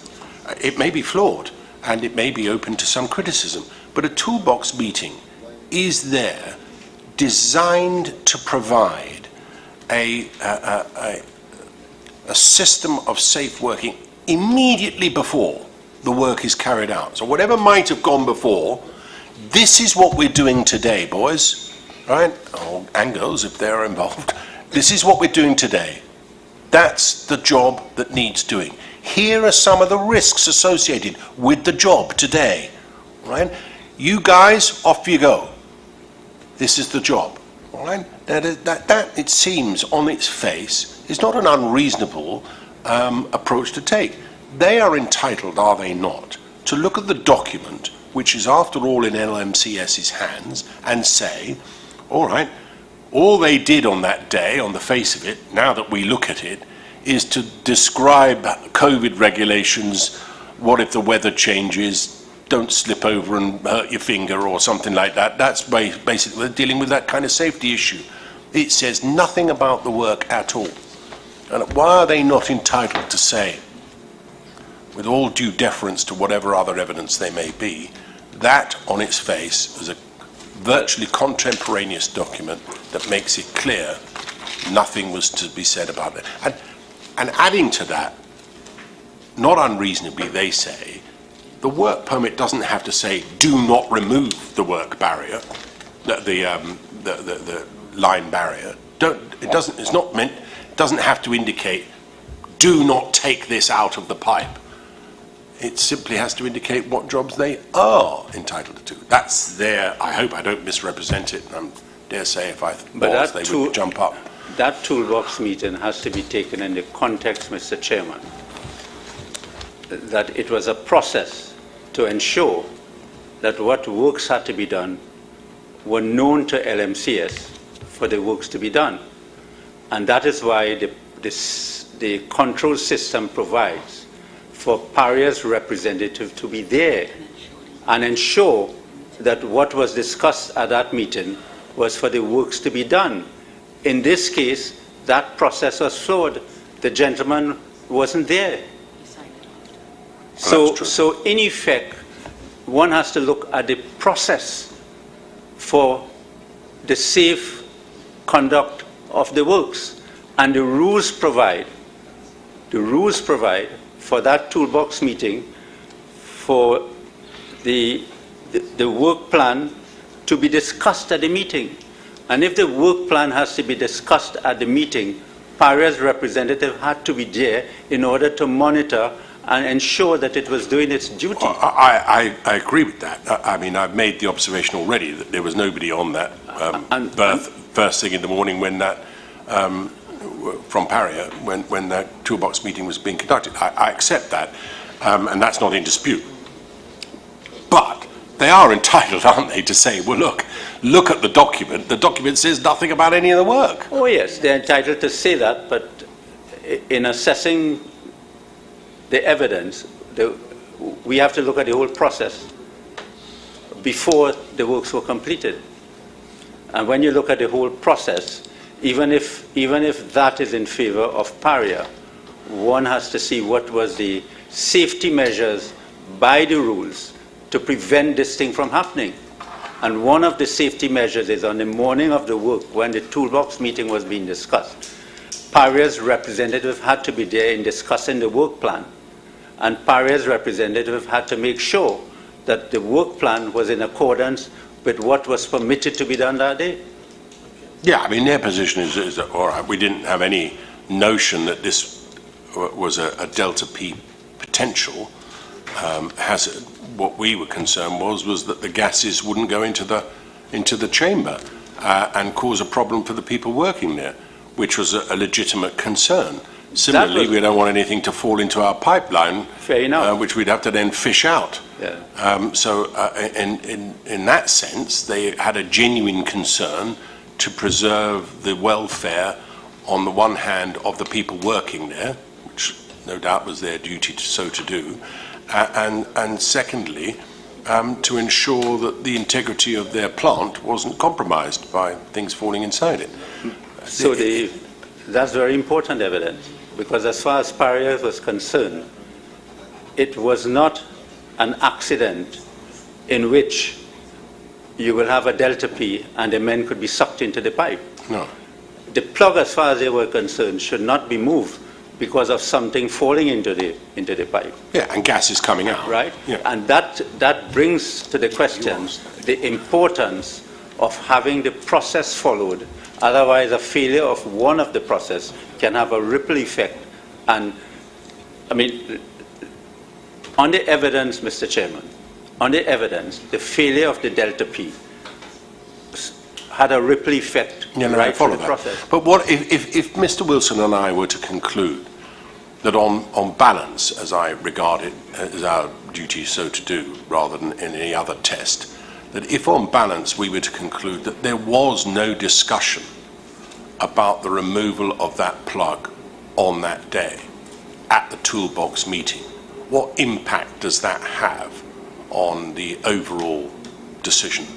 Well, it means that for that meeting, PARIA did not discharge its duty to ensure that the work plan was discussed in accordance with the rules.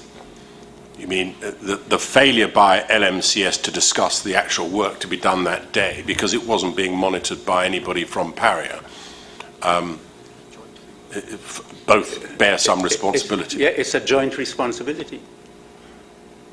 So if somebody from PARIA was there, he would be saying, well, I think you really need to tell them what they're supposed to be doing. Correct. And that is why it was important for Mr. Majad Singh to be there, and there's no excuse to say he had something else to do. Yeah, all right. Yes, thank you for that. I think, Mr. Wilson, do you want to ask him about the method statement? All right. Okay. Lovely. Thank you very much for that.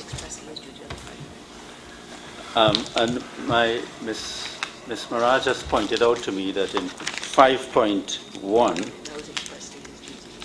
it is stated at the end of page. Is this the method statement? No, this is the permit to work rules. The permit to work procedure? Yes. At page 21, at page 28, the duty of the applicant, Mr. Majad Singh, at the end of the page, ensure that pre-start meetings are conducted with the work crew to discuss the job.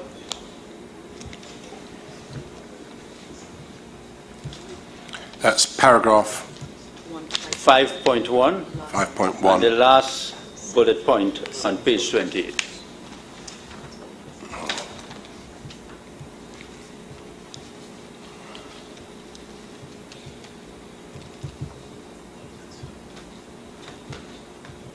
And as the site authority at 5.3, page 30, PARIA was directly responsible for the site, and it had a duty also to ensure that the job was done in accordance with the approval. Yes, thank you very much. Now, in dealing with the rescue, in the context that I am saying that both PARIA and LMCS was responsible for not having an emergency response plan on that day, I then referred to the Incotec report, which stated that the best time for the rescue was immediately following Budram's emergence from the pipeline at about 5:30 p.m. and maintained that a rescue was possible.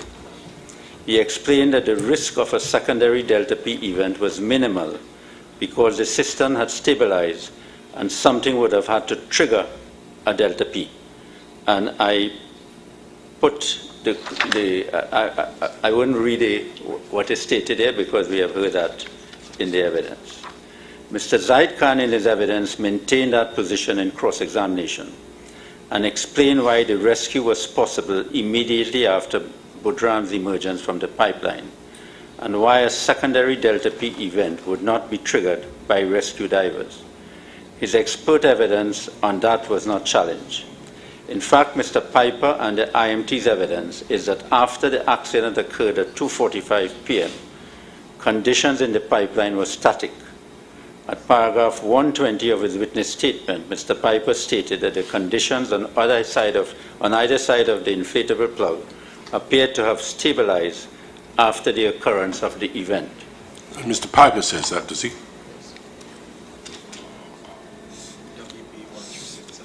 Yes. Yep. Thank you.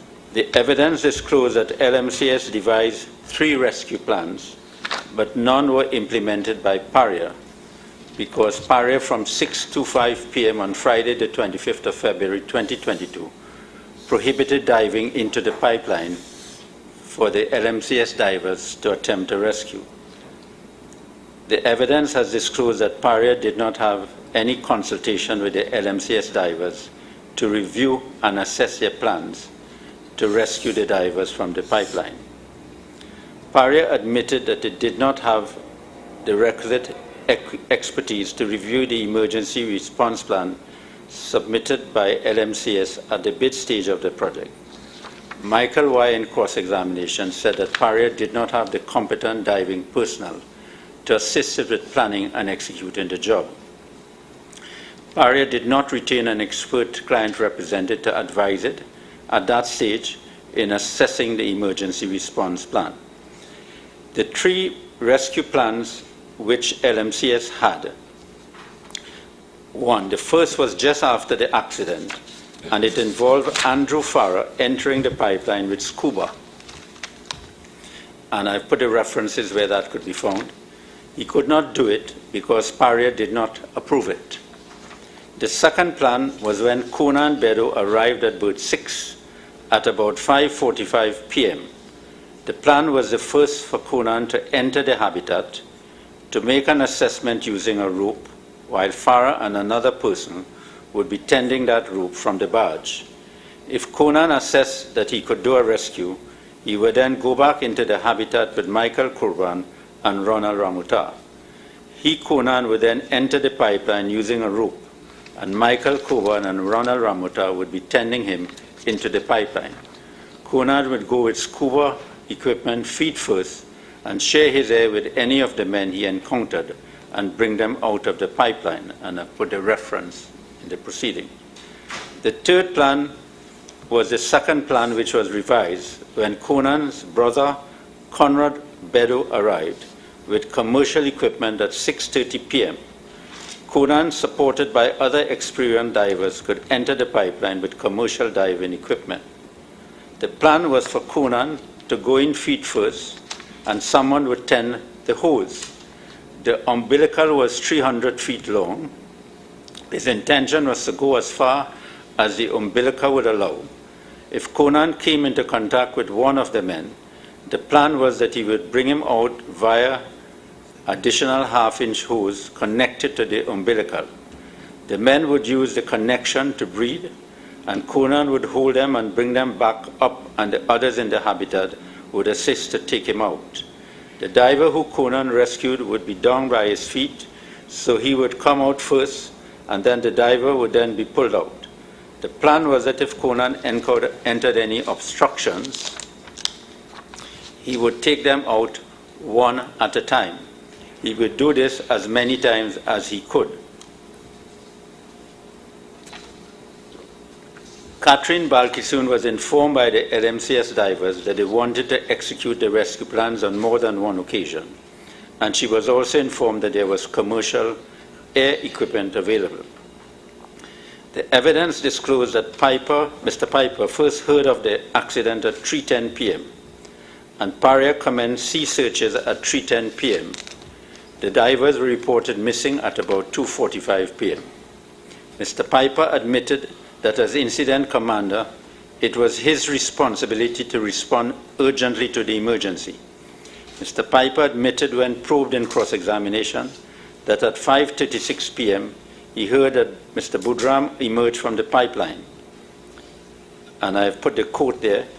When he found out that Mr. Budram emerged from the pipeline, that it is very important for him and the IMT to take urgent steps to see whether he could have saved human lives. Mr. Piper also said at paragraph 47 of his witness statement that in his mind this was an urgent and critical situation. Catherine Balkisoon agreed that time was of the essence. Michael Way, in cross-examination, considered that the men might be alive some 13 to 14 hours after Budram emerged. And in his personal time frame, not the IMT, there was no real prospect of the men still being alive after 7 a.m. on Saturday. Mr. Piper, on being questioned, suggested that the timeline for a rescue was 3 to 5 hours after Mr. Budram emerged. He said that the IMT understood that we had to work quickly, but that no attempts were made to calculate the outer limits of the breathable air available to the divers. He said that the ICT had limited information at that time. Later, Mr. Piper said that he was working with an outer limit of 5 hours, which may be midnight at the outside, and agreed with the chairman that a timeline informs you about how to approach any potential rescue. Similarly, Mr. Mustaq Mohammed said that PARIA/the IMT did not establish a specific timeline for rescue, but were thinking within 6 to 12 hours for available rescue. Mr. Piper's midnight timeline must be contrasted with Mr. Michael Way's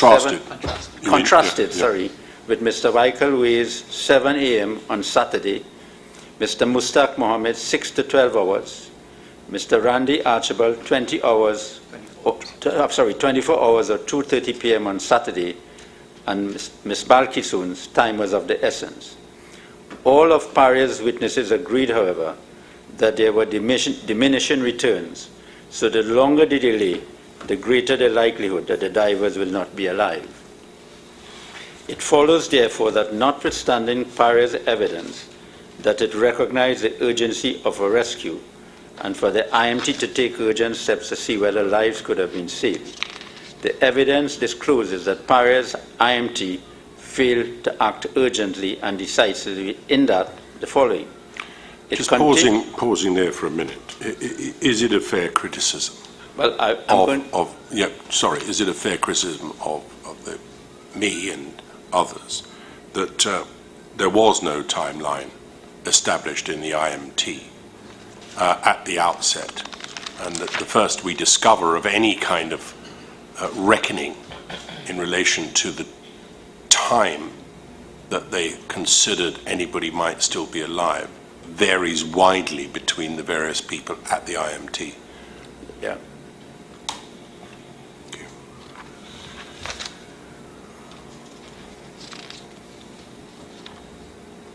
And I've itemized here, it continued to search the open waters until 5:30 p.m. on Friday, even though Mr. Piper admitted that he considered the possibility of the men being in the pipeline since 3:20 p.m. when Kazim Ali Sr. told him that the plug was being removed, and I put a reference. PARIA knew since between 3:20 p.m. and 3:30 p.m. that LMCS divers were prepared to go into the pipeline to do a rescue. PARIA did not take steps to urgently speak to Budram about the conditions of the pipeline, even though Budram was conscious and alert when he emerged at 5:30 p.m. Piper agreed that Budram was not overly injured, and I've put a reference.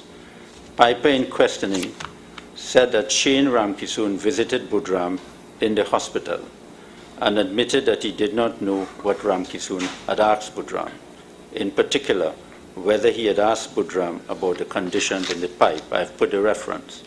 The IMT notes also do not show that the IMT through Ramkisoon asked Budram about the conditions in the pipeline. I've also put in reference. The IMT notes at page 5, 1573 records that at 8:35 p.m. Ramkisoon was dispatched to the hospital by Mr. Piper, and at 8:53 p.m. records that Budram was in a stable condition, but is silent as the conditions, but is silent as to the conditions of the pipeline. Budram, in his evidence when he was rescued, said that everybody was a set of headless chickens, and made it clear that he was prepared to tell PARIA or LMCS soon as he was rescued about the condition of the pipeline. Question to Mr. Budram when he was cross-examined, when he was questioned. Okay, Mr. Budram, I want to ask you a very important question. If when you were rescued, either by PARIA or LMCS, wanted to find out from you the condition in the pipe in order to effect a rescue, were you in a position to tell them what the condition of the pipeline was? Answer. When I now come out the pipe, my mind and everything was focused and tuned to everything to save them fellas. If they had debriefed me there and then, they would have get everything that they could get from me, including the condition of the pipe. Yes, man. And his answer was everything I could tell them. So after Budram emerged from the pipeline and stated Faizi is just behind me, Michael Kurban shortly thereafter dived into the pipeline in order to rescue his father. He dived down the vertical and then dived about 10 feet down into the horizontal section of the pipeline.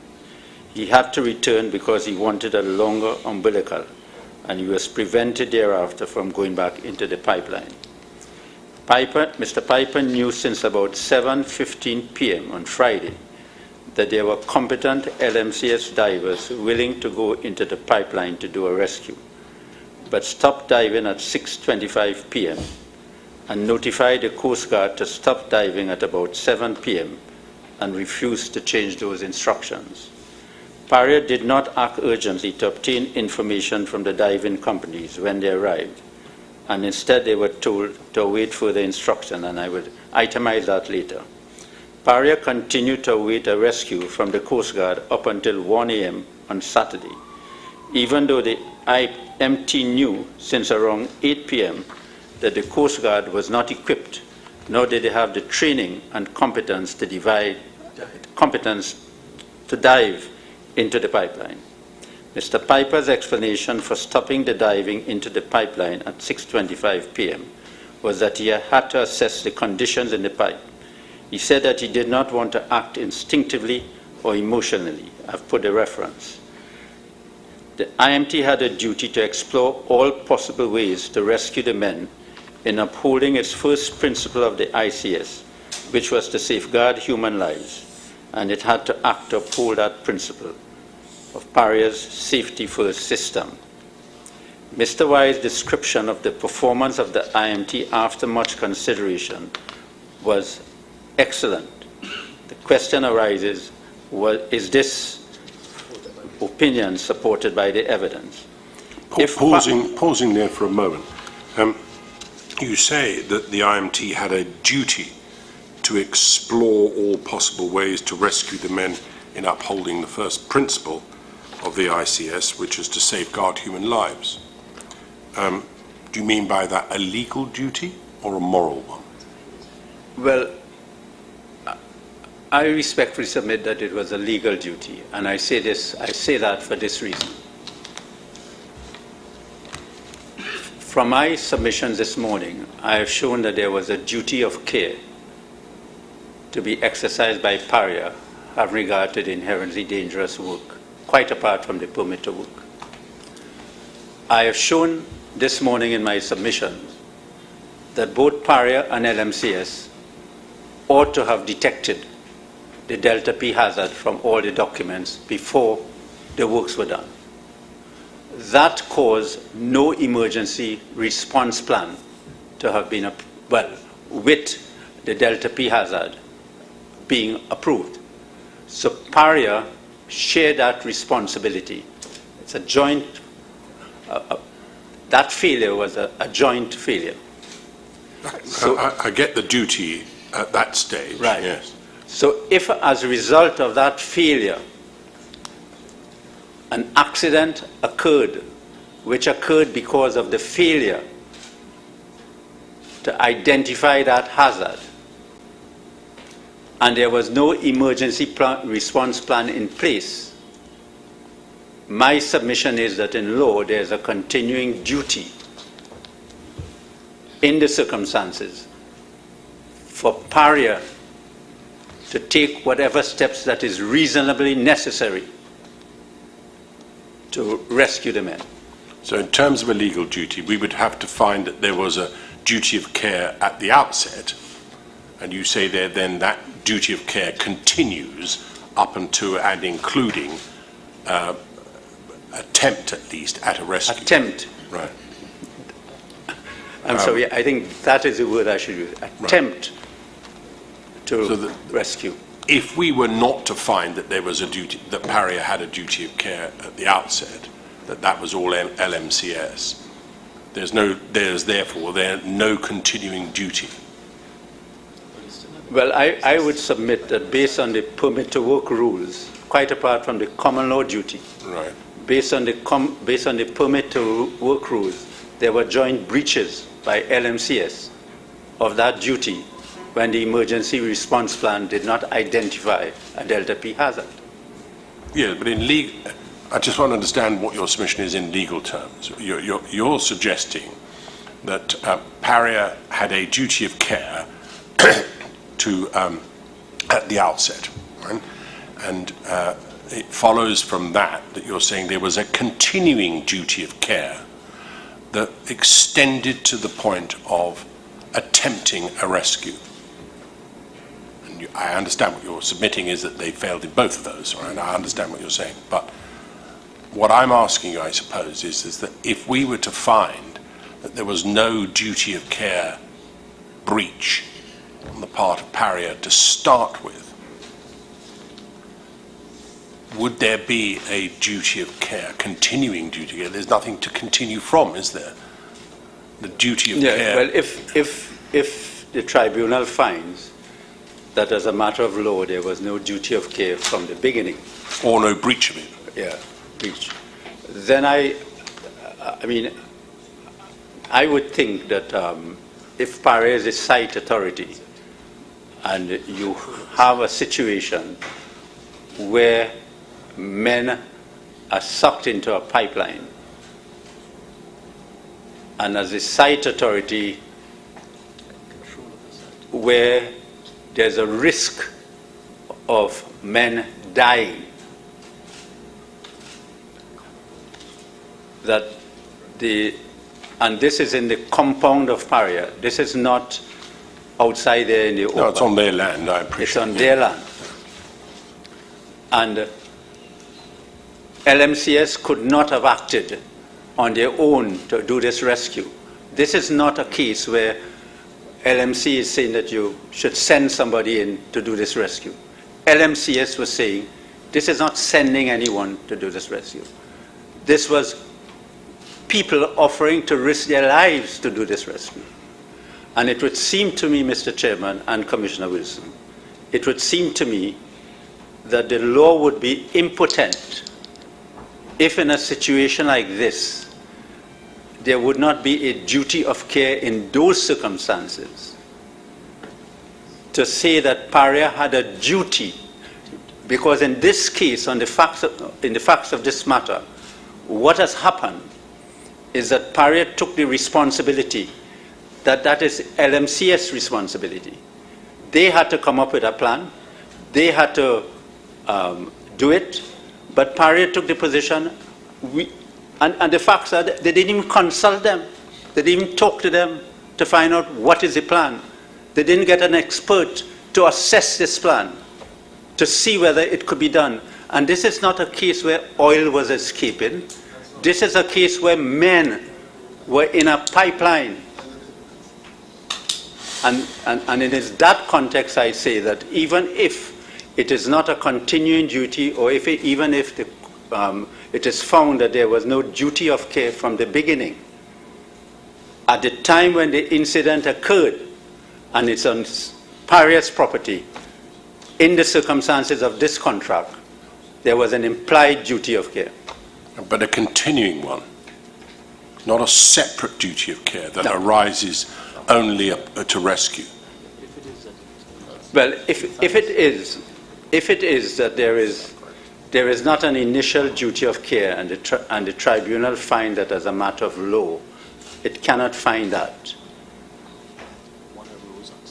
Notwithstanding that, I am submitting as a matter of legal principles to the Commission that where, according to this contract, PARIA is the site authority, PARIA was responsible, jointly responsible with LMCS for this incident to occur, this accident to occur. So in effect, they had joint responsibility for the men being in the pipeline. They were responsible for the crisis, just as LMCS was. I follow that, but that all comes back to the question, doesn't it, as to whether or not there's a duty of care. And at the outset, my concern, let me illustrate it like this. I mean, there's, we're not concerned here with the morality of it. Neither should we be. We all understand as human beings what our moral obligations are, where they lie. So I want to, for the moment, just to set that to one side and concern myself with the legal principles. There is no obligation in law in this country and in many countries, in fact the majority of countries, to rescue anybody, is there? If a person is drowning in a pool and all you have to do is to reach out and pull them out of the pool, there is no obligation on you to do so. And a failure to do so is not an offence in crime, neither is it a civil wrong. I agree with that. It's neither of those things. I agree with that, Mr. So a small child is drowning at my feet in a swimming pool, and all I have to do is reach out and pull that child out, and I save their life. If I choose not to do that, there may be considerable moral opprobrium attached to that, but I am not legally liable, am I? No, you're not liable.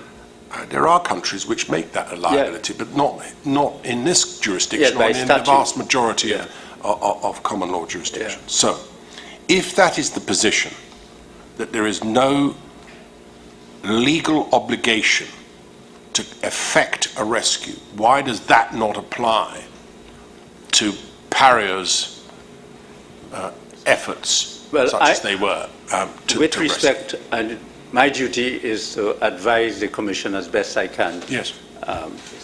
It is my submission that this is not a case where someone is drowning in a public place and you have a pedestrian walking and he did not attempt a rescue. This is a case where there's a contract. Well, even if it's my swimming pool, I own it.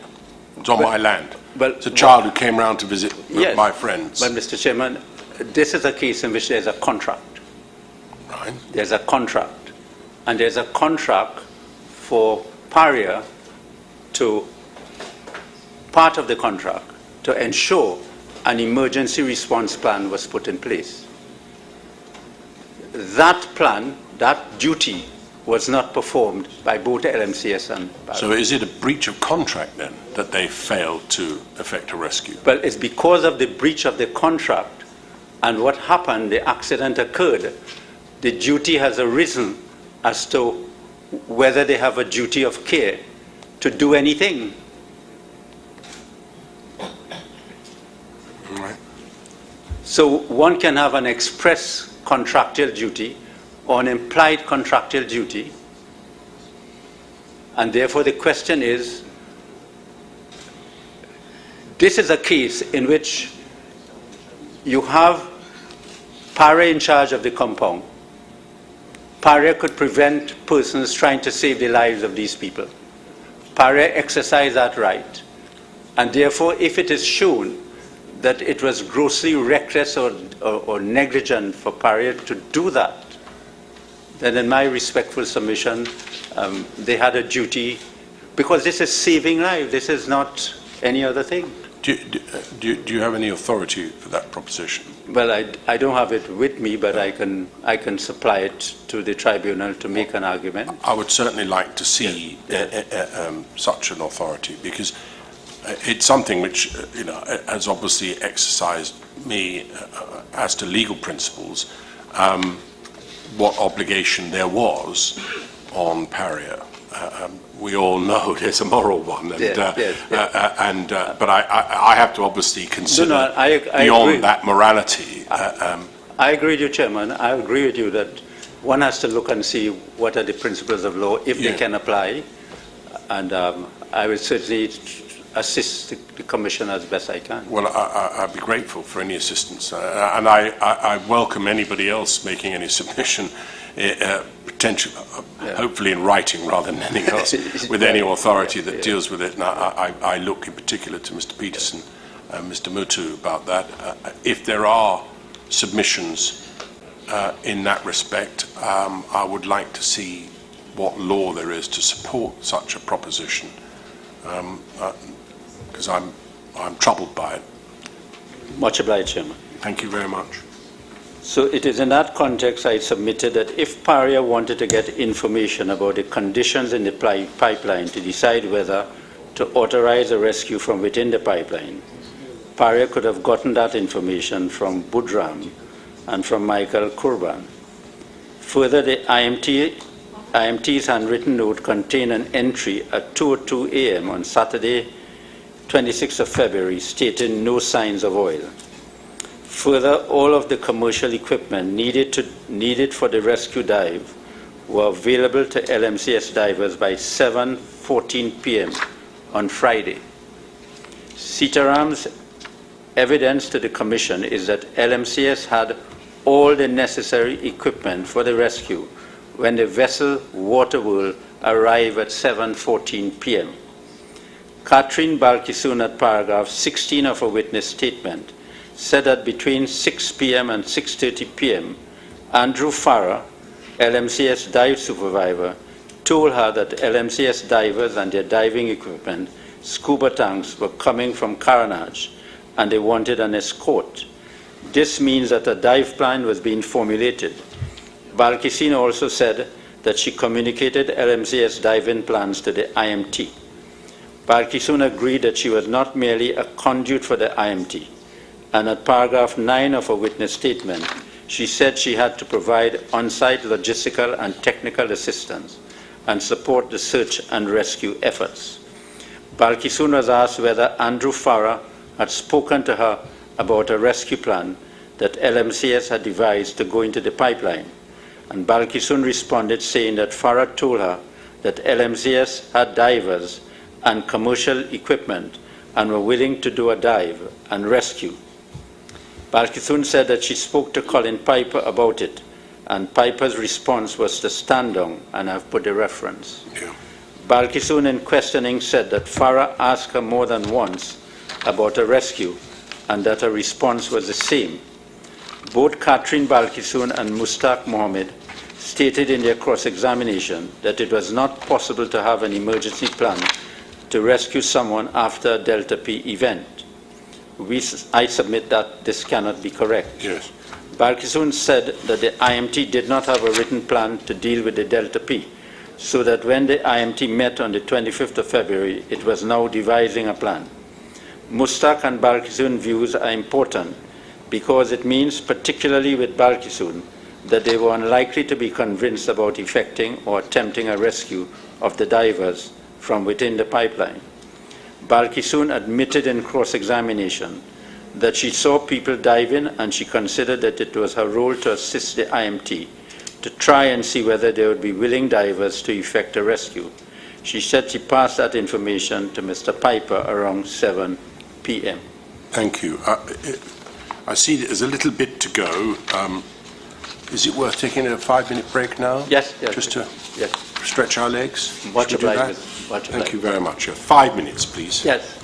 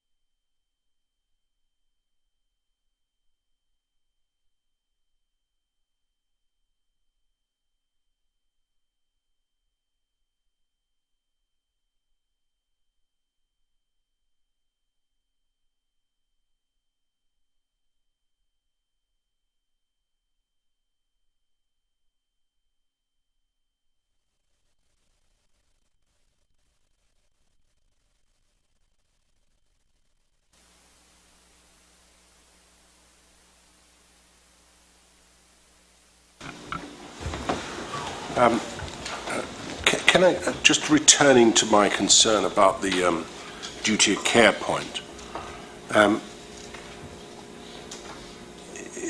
assume, as I say, for the purposes of this argument, that we don't find that there was a breach or any duty of care at the outset on part of PARIA, right? But they set up an IMT, and to step away from this case for a moment, supposing there is an incident somewhere and an IMT is created, and that IMT makes a complete mess of it. As a consequence, people die.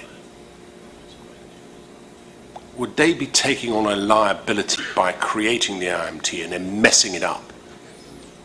That they are, by virtue of the creation of this IMT, taking on a responsibility to act in accordance with its rules, and a failure to do so, which results in loss or injury or death, creates a separate liability? Well, the incident management system was set up in order to prepare for an effective response in case of an emergency. Right.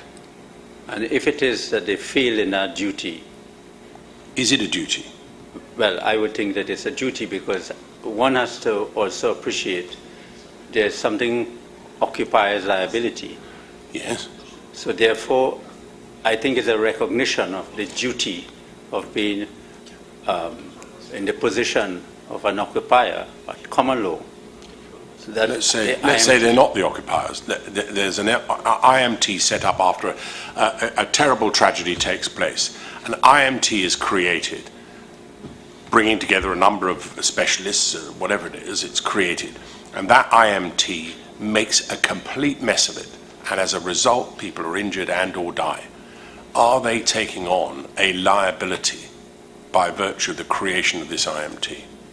Quite separate from what caused the accident or the incident in the first place to give rise to the IMT. Might be a natural thing, a disaster, naturally occurring, or a ship, as I've described before, crashing into a berth. Nobody's fault, rudder was broken, and it just crashed into a berth. So the IMT is created, and the people in charge of that mess it up. Are they liable? Well, if it is not an accident on the site, I think there are different considerations. But if it's an accident on the site, it brings in the common law principles of the duty under the occupier liability principle. And I could see that there could be an argument, but there could be an argument, and I would also include that aspect in the note I would send to the Commission. But it is I recognize that this is not an easy area of the law. No, I could understand that if I am a judge and I had to decide the point, I would express the same concerns or even more concern that you, Chairman, has been asking. But when one looks, and that is how law is developed, as the Chairman knows, one takes principles which have already been decided and try to fit them in, and that is how the law has been developed. So in my mind, when I was looking at these facts, I knew that these are some arguments that we may be used against it. But I have always tried to use the principles of law to be able to fit a case if I can, and even if it means breaking new grounds. And I remember as a young lawyer, when I was in prison for contempt of court because I told a judge she was acting unjudicially, and most of the lawyers told me, you cannot sue the state. They even told me the conviction would be affirmed. I said no. And it was set aside, and then I sued the state to get damages. And the law was, the common law is, that you can't sue a judge. But I sued the state.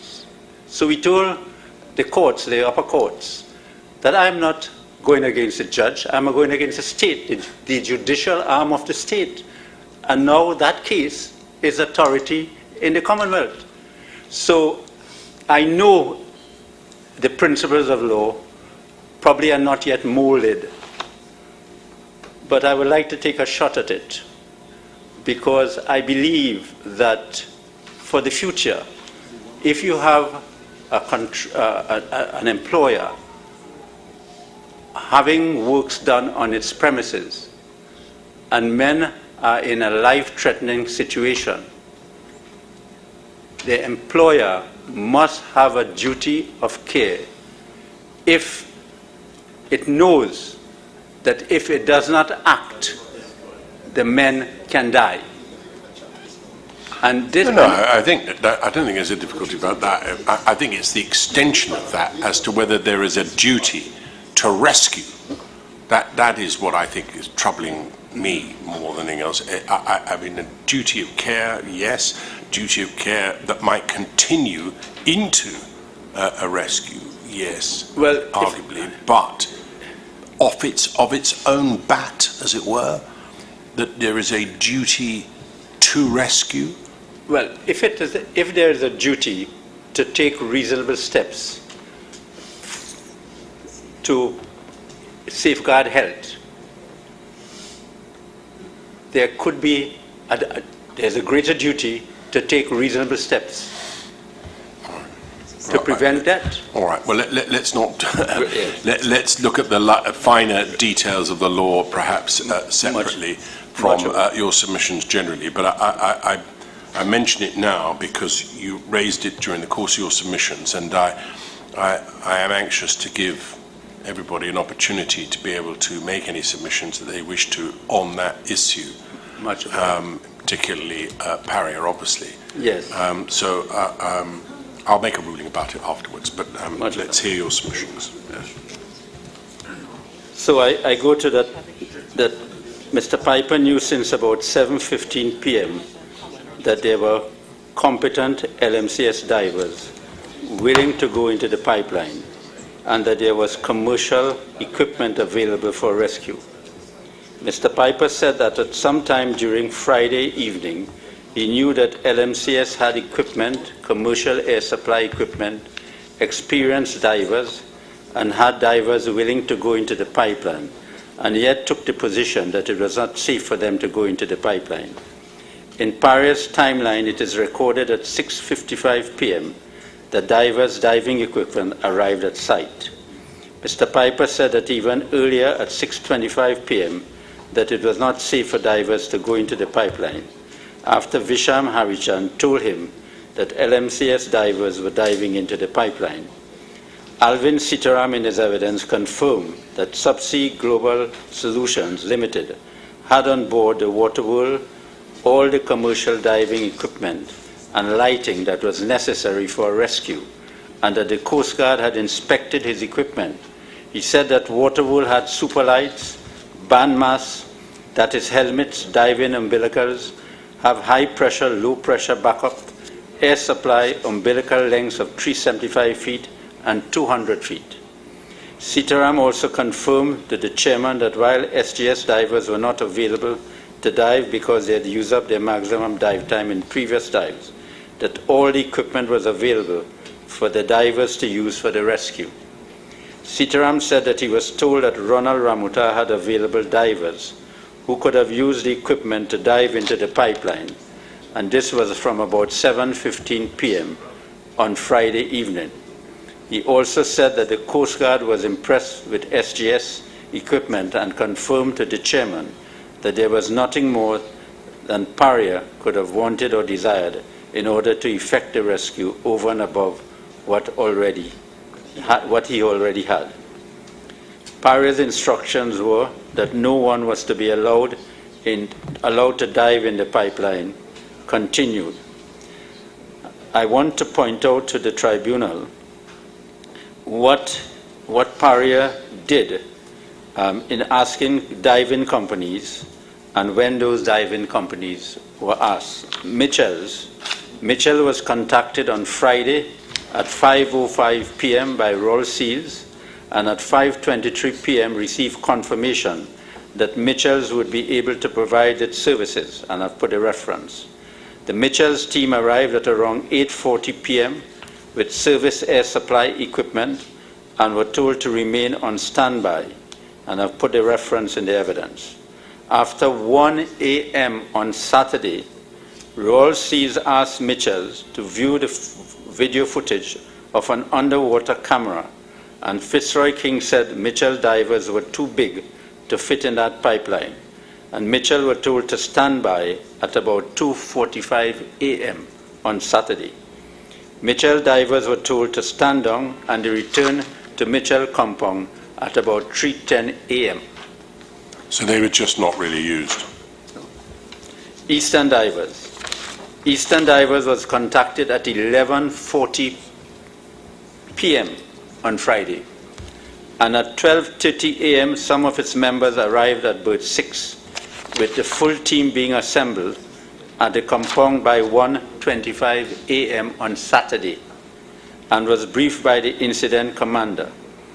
Auntie Johnson said that the incident commander told him that due to the variables around the incident, Eastern should prepare itself for retrieval and not rescue, due to the possibility that the divers may have expired.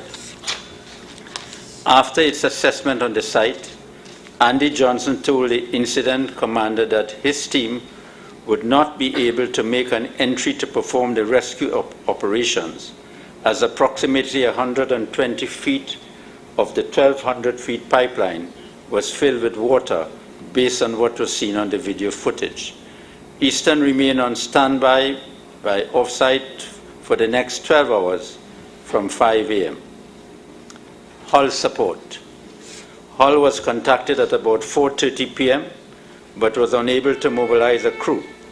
Gayasi Woodley, who is Hull's operation manager, said that he had several discussions with Royal Seals, and Hull advised against cutting the horizontal section of the pipe as being too risky. OTSL. OTSL was contacted on Friday afternoon, and its dive vessel arrived at PARIA at about 8:30 p.m.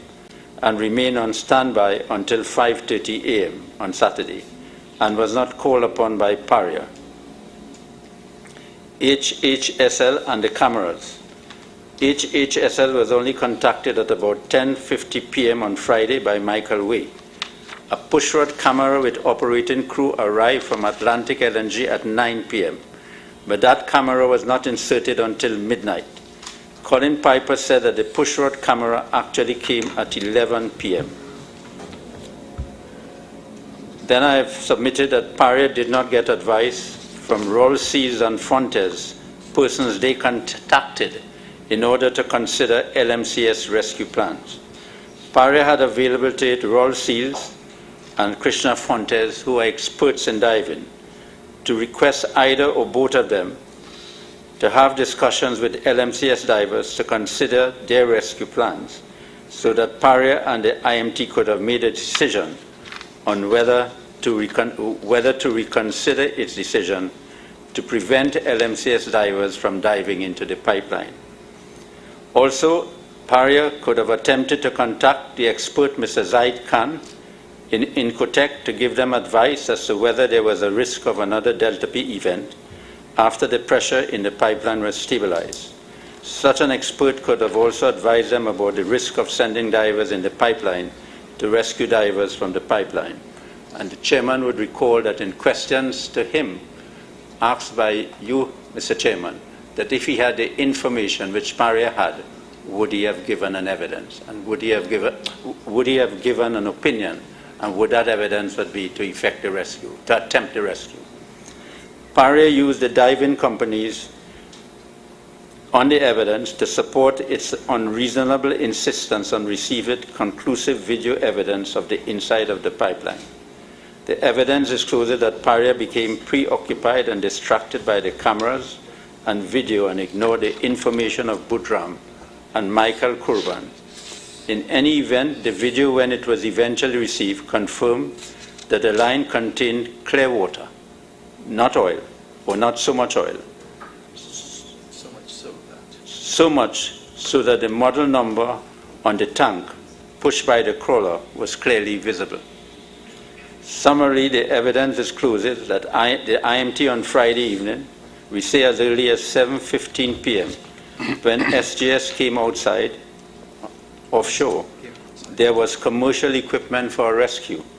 In fairness to Mr. Piper, he did say in his evidence that during Friday evening he knew that LMCS had equipment, commercial air supply equipment, experienced divers, and had divers willing to go into the pipeline. PARIA says that LMCS as the contractor was regarded as a first responder, a point repeated by Mr. Archibald in his evidence and underscored in PARIA's opening statement. It is submitted that PARIA had a joint responsibility with LMCS to take steps to first discuss the rescue plans to determine whether an attempt to rescue can be made. LMCS also had a duty to attempt a rescue, and from the evidence, they did attempt that, but was prevented from doing so.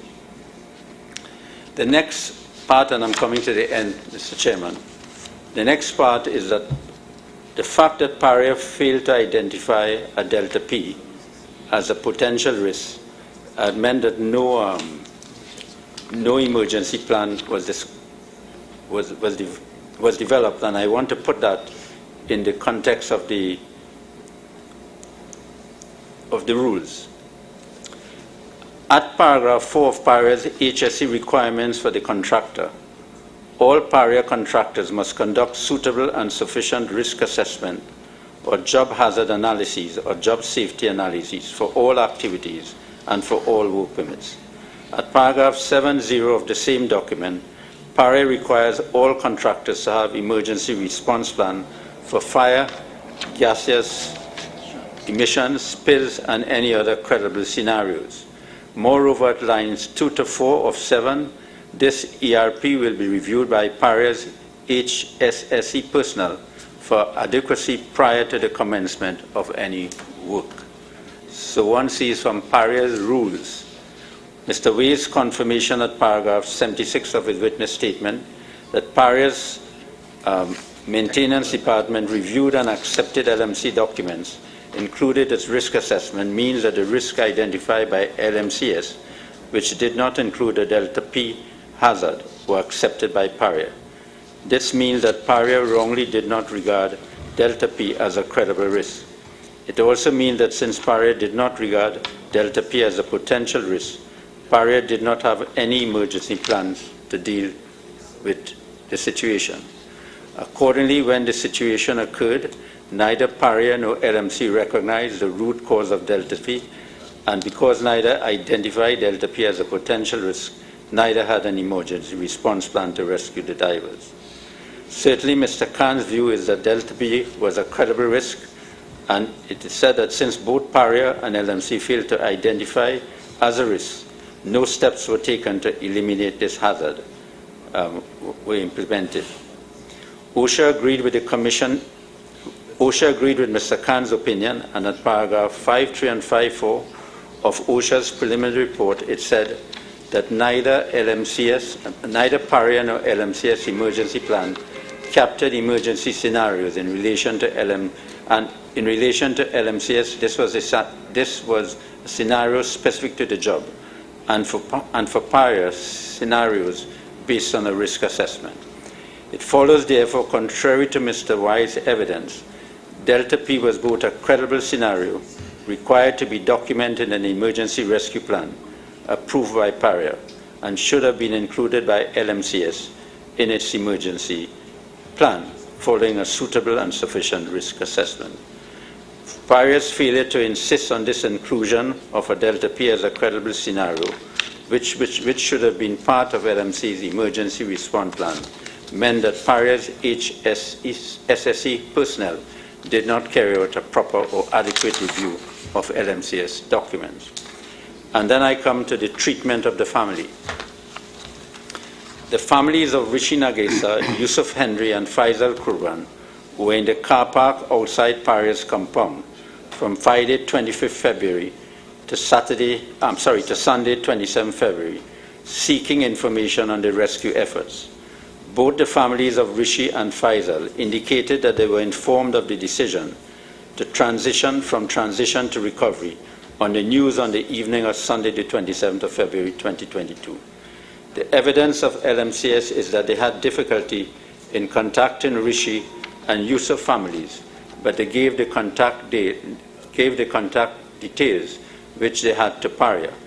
PARIA's evidence is that the families were updated through a meeting at the Staff Club on Saturday, the 26th of February 2022, and thereafter by way of WhatsApp. Mustaq Mohammed's evidence is that the families were informed of the decision to move to recovery on the evening of the 26th of February by him via WhatsApp.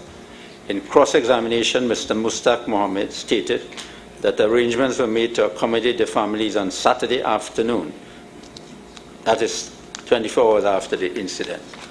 The first time that PARIA met with the families was on Saturday, the 26th of February at the Pointe-a-Pierre Staff Club. Before this meeting, Mr. Mohammed says that he did not know that the families were in the car park since Friday afternoon, trying to get information. Mr. Mohammed said that he wouldn't argue the point, and conceded that this was not an acceptable position. Yes, well, I've made my position clear, I hope, that whatever else might have happened, this was woefully inadequate and frankly uncivilized. Nobody should have to sit in a car park waiting for information for 24 hours when their loved ones are in an incident like this. And I'm afraid I hold everybody responsible for that. It's not just PARIA. It is an unacceptable position to be in. I just simply do not understand the humanity of that. I just don't. Mr. Chairman, before I pass to recommendations, I just want to submit that the inevitable conclusion from the evidence about the rescue, which has been produced in these proceedings, is that the hours between the time of the incident, the hours of the time between the incident when it occurred and the early hours of Saturday morning, from the evidence, were in effect squandered by PARIA to attempt a rescue. This is a time period in which the men were most likely to be alive. And as each hour passed, the possibility that they were remaining alive became less and less likely. So I will go to recommendations. Thank you. I know one of the terms of reference is for the commissioners to make recommendations, and we have a few that we want to submit. Companies like PARIA, which undertake inherently dangerous works, ought to employ a client representative or engineering expert to assist in the preparation of the scope of works, to review and accept the contractor's documents, and to oversee the execution of the project by the contractor in accordance with the permit to work procedure. Should that always be an independent person, or could they have employed someone themselves within the firm? They can employ someone, but provided the person is suitably qualified. Right. So it doesn't have to be independent? No.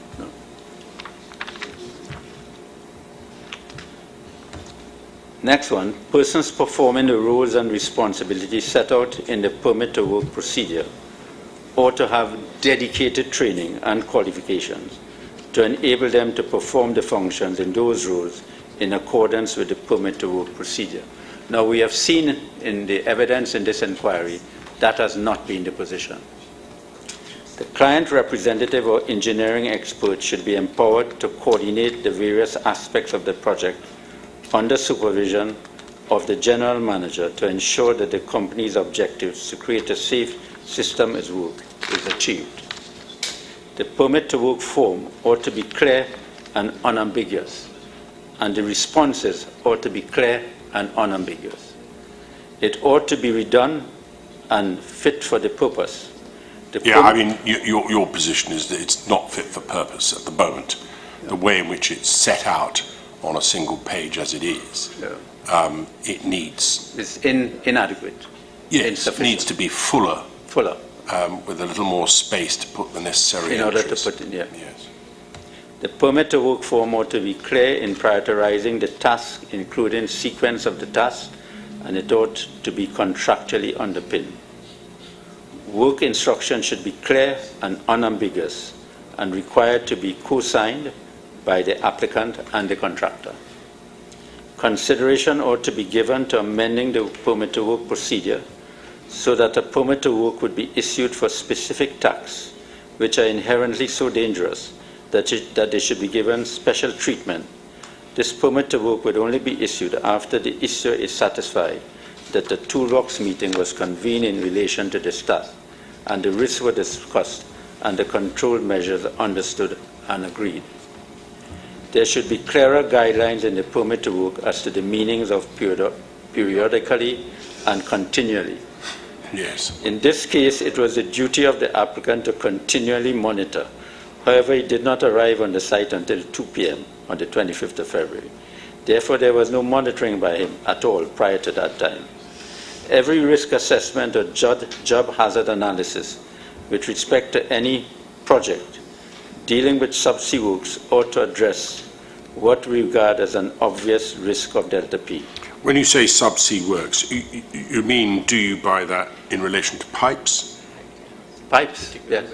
Yes. Pipes. I mean, you could be subsea work. We should where- specify it. It should be Yes. pipes. Pipes. There should be a section in every risk assessment under which the hazard is considered and a specific control measure identified. Measures identified. The incident command system should be reconfigured to address operational emergencies which may be regarded as exceptional. This would assist with the development of an action plan, specifically identifying the control measures of what resources are necessary and what resources are necessary to conduct any rescue. I couldn't understand that in a company like PARIA, you didn't have an emergency response plan in order to respond to a Delta P event, and with so many pipe works being done. So I think if you have I mean, system, even civic yeah, job, yeah. that there should be in existence a separate emergency response Yes. where Delta P has arisen as an incident. Yes, Mr. Chairman.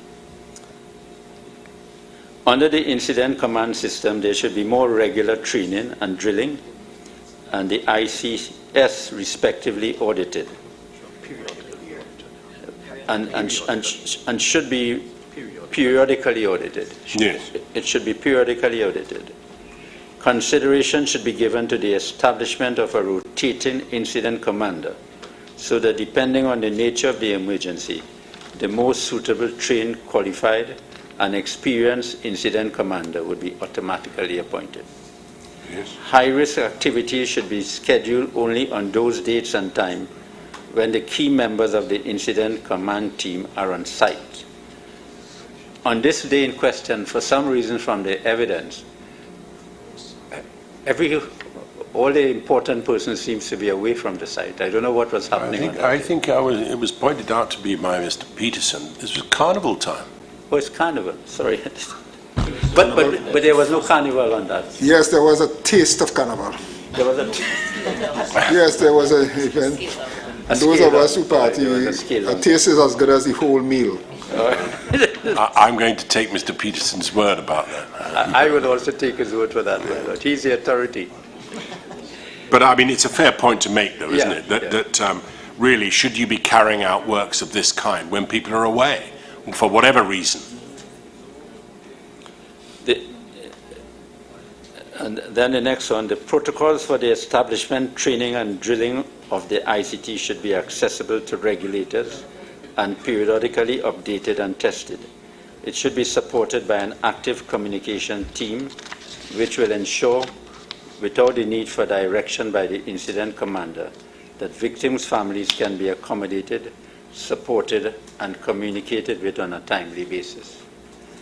Consideration should be given to having OSHA regulate the operations of the incident command system, and this includes OSHA regulating the composition, training, procedure, and drilling of the incident command system, and requiring these to be certified annually as fit for the purpose.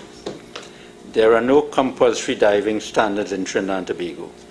There are, however, voluntary standards which have been issued by the Trinidad and Tobago Bureau of Standards. However, those standards have not been made compulsory due to a lack of consensus among the stakeholders. Also because they are voluntary, they are not enforced. So consideration should be given to be looking at this. Were they even used in this case? Yeah. Were they even used here? The voluntary standards, it seems to me, were not even adhered to here. No, they were not used. Accordingly, it is recommended that PARIA and similar companies adopt and maintain international best practice in relation to commercial diving in relation to its subsea repair and maintenance jobs on pipelines. I mean, they could have done that anyway. They didn't need to have statutory regulation. They could have voluntarily had such a requirement for anybody bidding.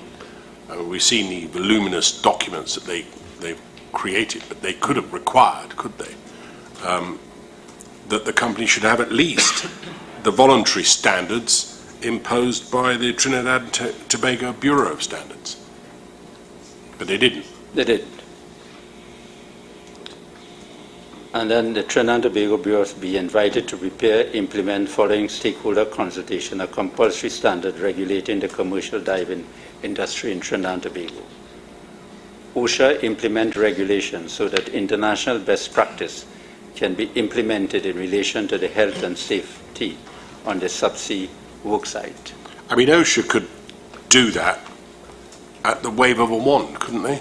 Could, yes. They have the power under the Act to be able to introduce regulation for any particular field of endeavour in this country where they think that such regulation will be for the benefit of those engaged in it.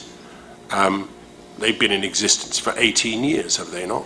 The Yes. agency and the authority under the Act, and still no regulation for something as fundamental perhaps in a country which has an oil and gas industry. And I might in passing also observe that whilst PARIA didn't impose the standards that were said to be voluntary by the Trinidad and Tobago Bureau of Standards, neither did LMCS adhere to such standards. No. Correct, Mr. Chairman, that is correct.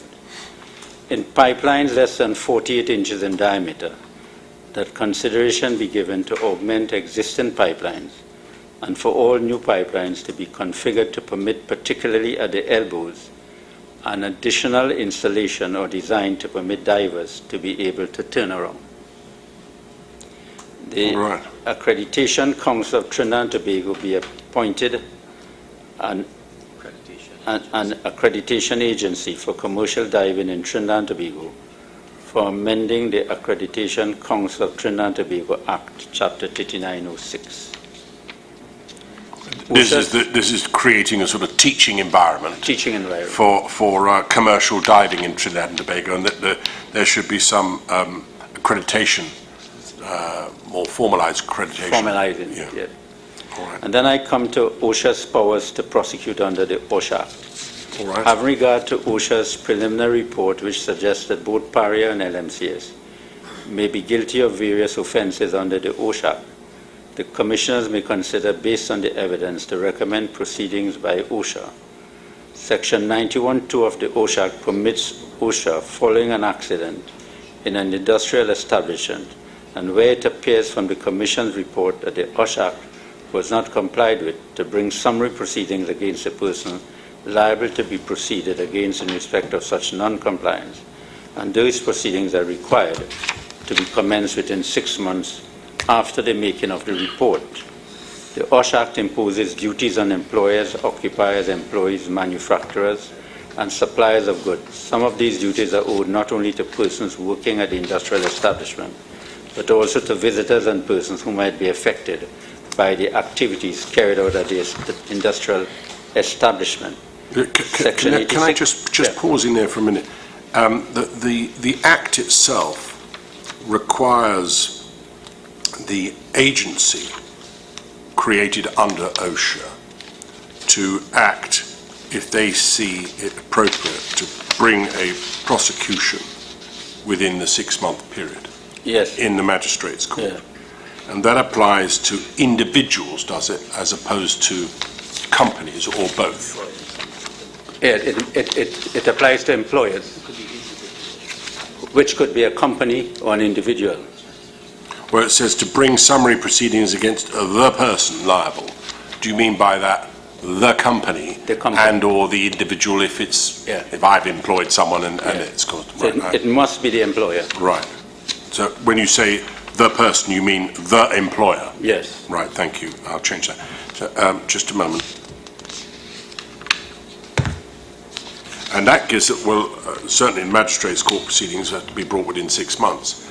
But my understanding of the Act allows this commission to, if we chose to do so, to recommend prosecution, and the timeline starts from then rather than the original Act. Yes. So this happened on the 25th of February. Ordinarily, that would have expired in, my maths is right, August. But because a commission of inquiry has been established, we have the power to, as it were, if we were to make such a recommendation, for the 6 months to run from the date of that recommendation. Correct. Crucial in that, of course, is that once we hand in our report, assuming it is at the end of this April, the time runs from then. And the government need to be aware that timely disclosure of the report, so that OSHA could act on it if they chose to do so, will run from that date. Yes. So any delay in disclosing the report generally, and in particular to OSHA, may result in the time being time barred. Yeah. Yes, thank you very much. I don't know with section 86.1. You dealt with section 86. Yes. Well, you're just coming to that, yes.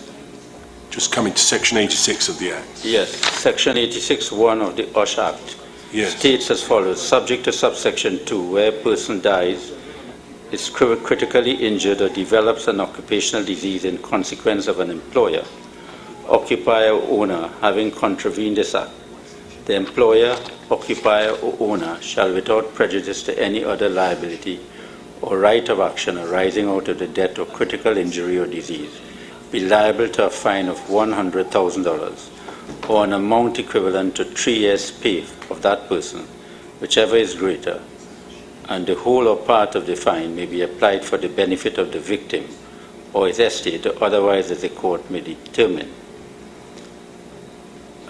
What is our recommendation? It's not very much. No. So I think we should we have recommended that should be looked at because the evidence here discloses breaches of the OSHA Act as employer of deceased or injured divers, and by PARIA as occupier of berth 6. Of course, you'll appreciate that it is no part of our remit to recommend prosecution as such. No, what we can do is to identify the facts and recommend, to consider. For example, either the DPP or OSHA consider whether or not an offence has been disclosed. Yes. It is not part of our responsibility to say, LMCS are guilty of some crime or PARIA are guilty of some breach of the Act. It doesn't lie in our mouths to say that. It is our responsibility to simply report the facts as we see them, and then to invite any of those agencies to consider whether or not they wish to prosecute. Because we do not have the power to recommend prosecution. No. That is a function of the DPP and the police. There are other persons responsible for that. That I think a commission can do is to recommend that you're sending the papers, depending if the report is accepted, you're sending the papers to the police or the DPP for investigation, Yes. further investigation. Or OSHA, or OSHA, who are a separate Yes. prosecuting Oh, authority. yes. Yes. I think since this is a public matter, I have a duty to deal with Mr. Ramada's submission. So I just want to say, Mr. Ramada, on behalf of some of the relatives of the divers, raised the issue of the commissioners making recommendations for criminal prosecution from the evidence which is before the commission. That issue has been engaging the attention of the legal team, but we are not prepared at this time because we have not completed our research on that. We would have the research completed within the next 7 days. The law in this area has been developing. There's a decision in Trinidad and Tobago in the case of inquest number 10 of 2008, in the inquest into the death of Mayo Oliver. But I want to make it quite clear, any opinion I give to the Commission is in law private and confidential. And it would not be made public, and it would not be put up on the Commission's website. Quite so. That would be a private and confidential document in my duty to assist the Commissioners in considering the matter. Well, I think advice that you're giving us is something that ought to remain, in the first instance, certainly confidential. Whether or not I would permit other parties to the proceedings to know what your submissions were seems to me something I will have to keep an open mind to. I think there is a distinction between specific advice to us as commissioners and a submission as to a course that we should adopt. I agree with that. And one needs to draw a careful distinction between the two. If it's a submission, then I do think that the parties ought to be able to see what it is that you're submitting. It's purely a legal opinion. Yeah, if it is a pure legal opinion, well, as I say, I will. I understand that's what you're intending to do, and I will deal with a couple of these matters in a moment when you conclude. But what I'm not going to do, obviously, is to disclose what is simple advice between counsel to the Commissioner and the Commission, as opposed to a submission as to what we ought to do or ought to consider doing. And if it is that, if it's the latter, then I will certainly make sure that it's available to other counsel in the hearing. I'm in total agreement with that. Thank you very much. All right. Mr. Chairman and Commissioner Wilson, if there's anything else I can assist, those are mine.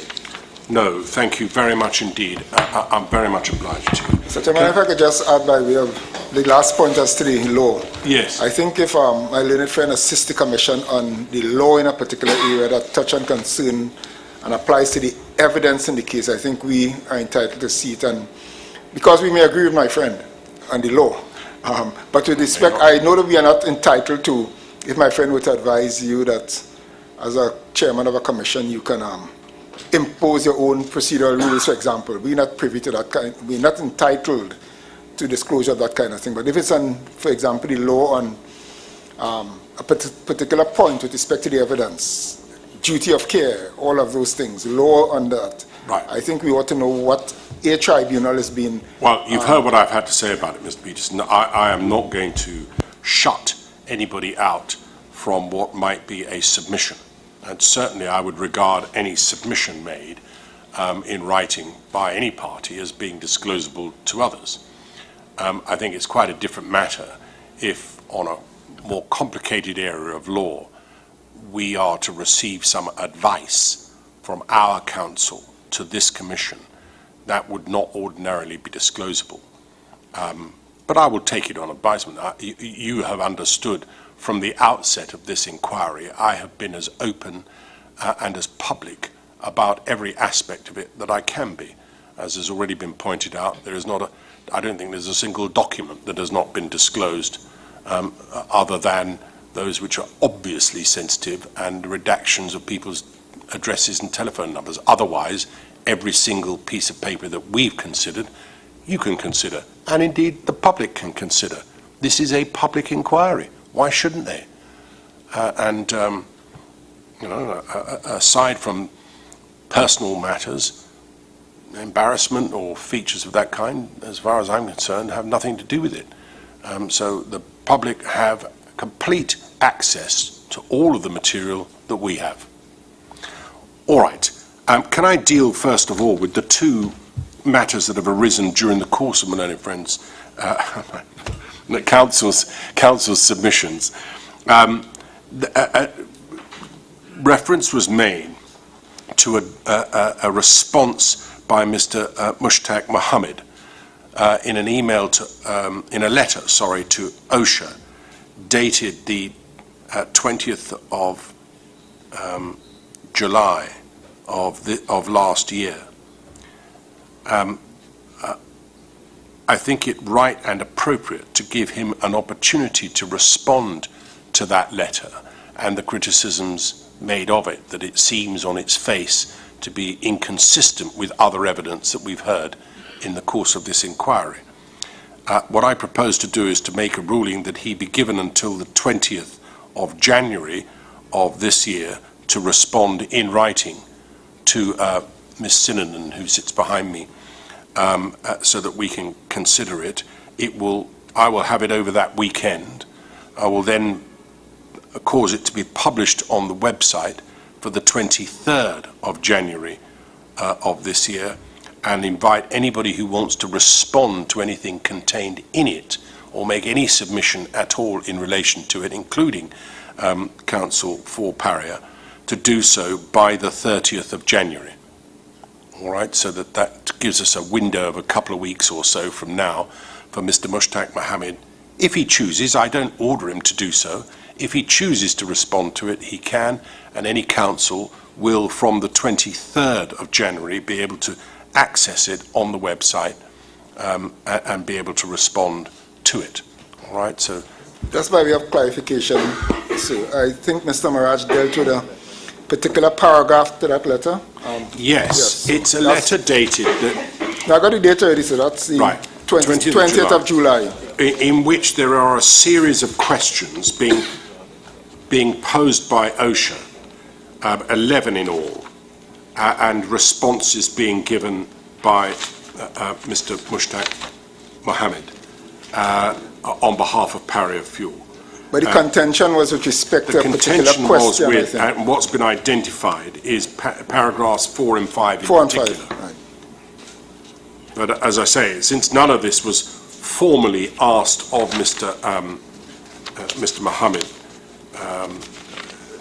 and given the criticism that's being observed by it, he has liberty within the course of the next 7 days to respond to that criticism.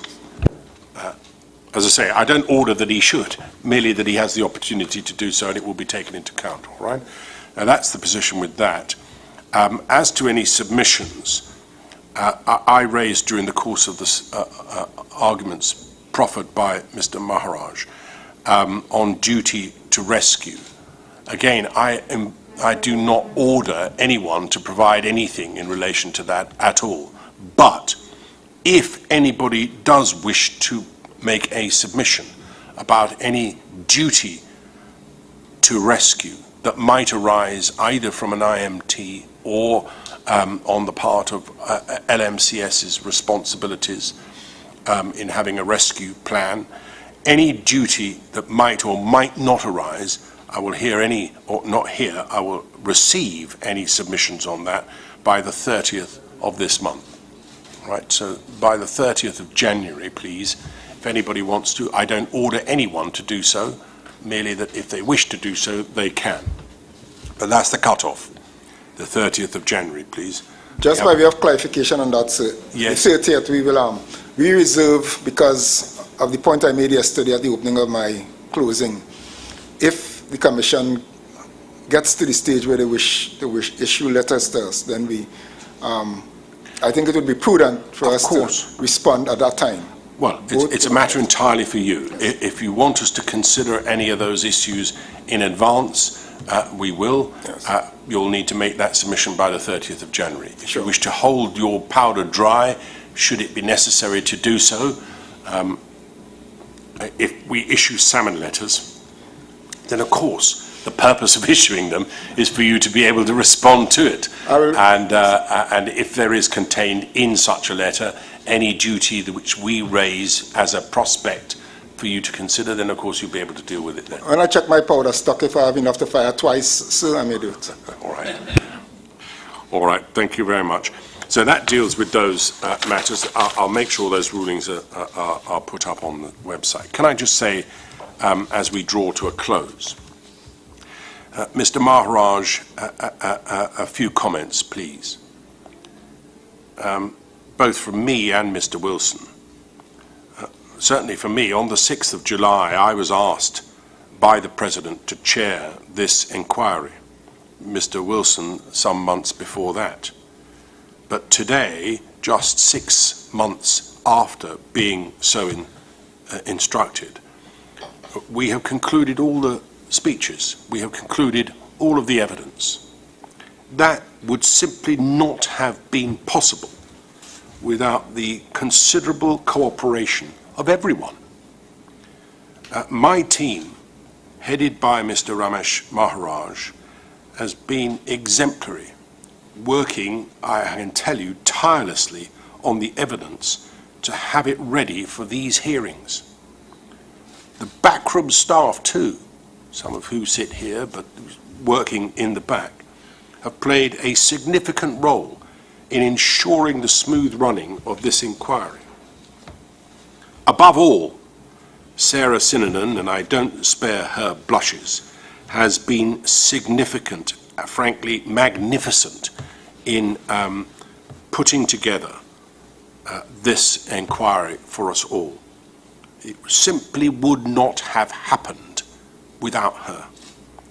I have to say, she has no administrative skills that I know of prior to joining us as a team.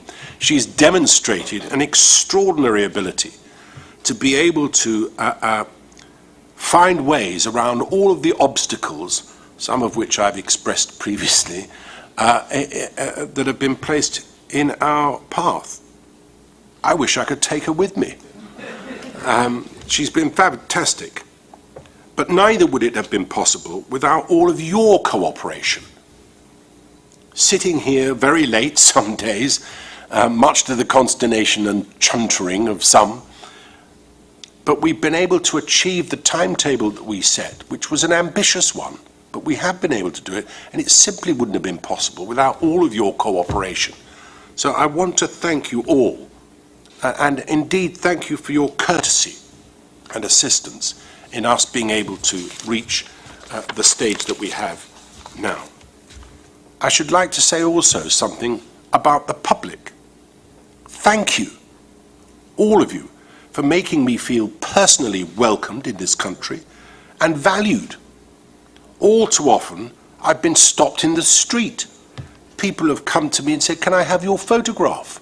It's been slightly embarrassing from time to time, but it has been rewarding to think that the efforts that we, Mr. Wilson and I, have put in are appreciated by the population at large. So I thank you all for that. It is good and gratifying to know that the people of Trinidad and Tobago have so readily taken to me, this foreigner, who has come to exercise my best abilities in this inquiry. What I will say to you all is that we will continue to work hard to ensure that and produce a report which everyone can be proud by April of this year.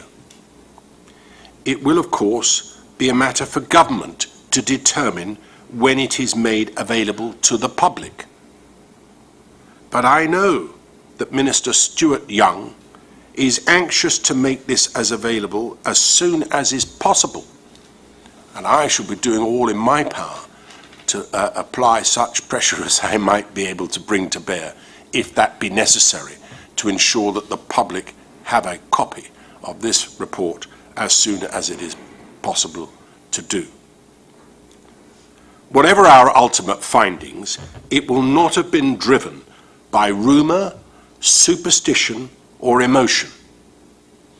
it will have been driven by the evidence that we have heard and read.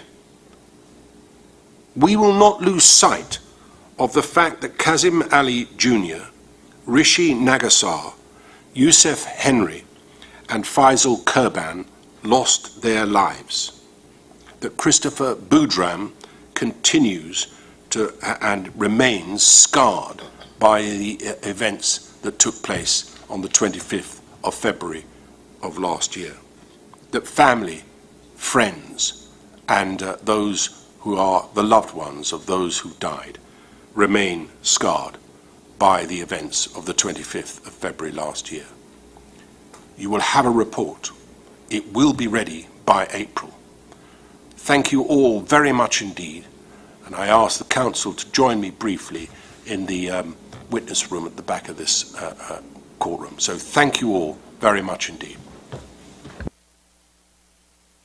That is it. Thank you.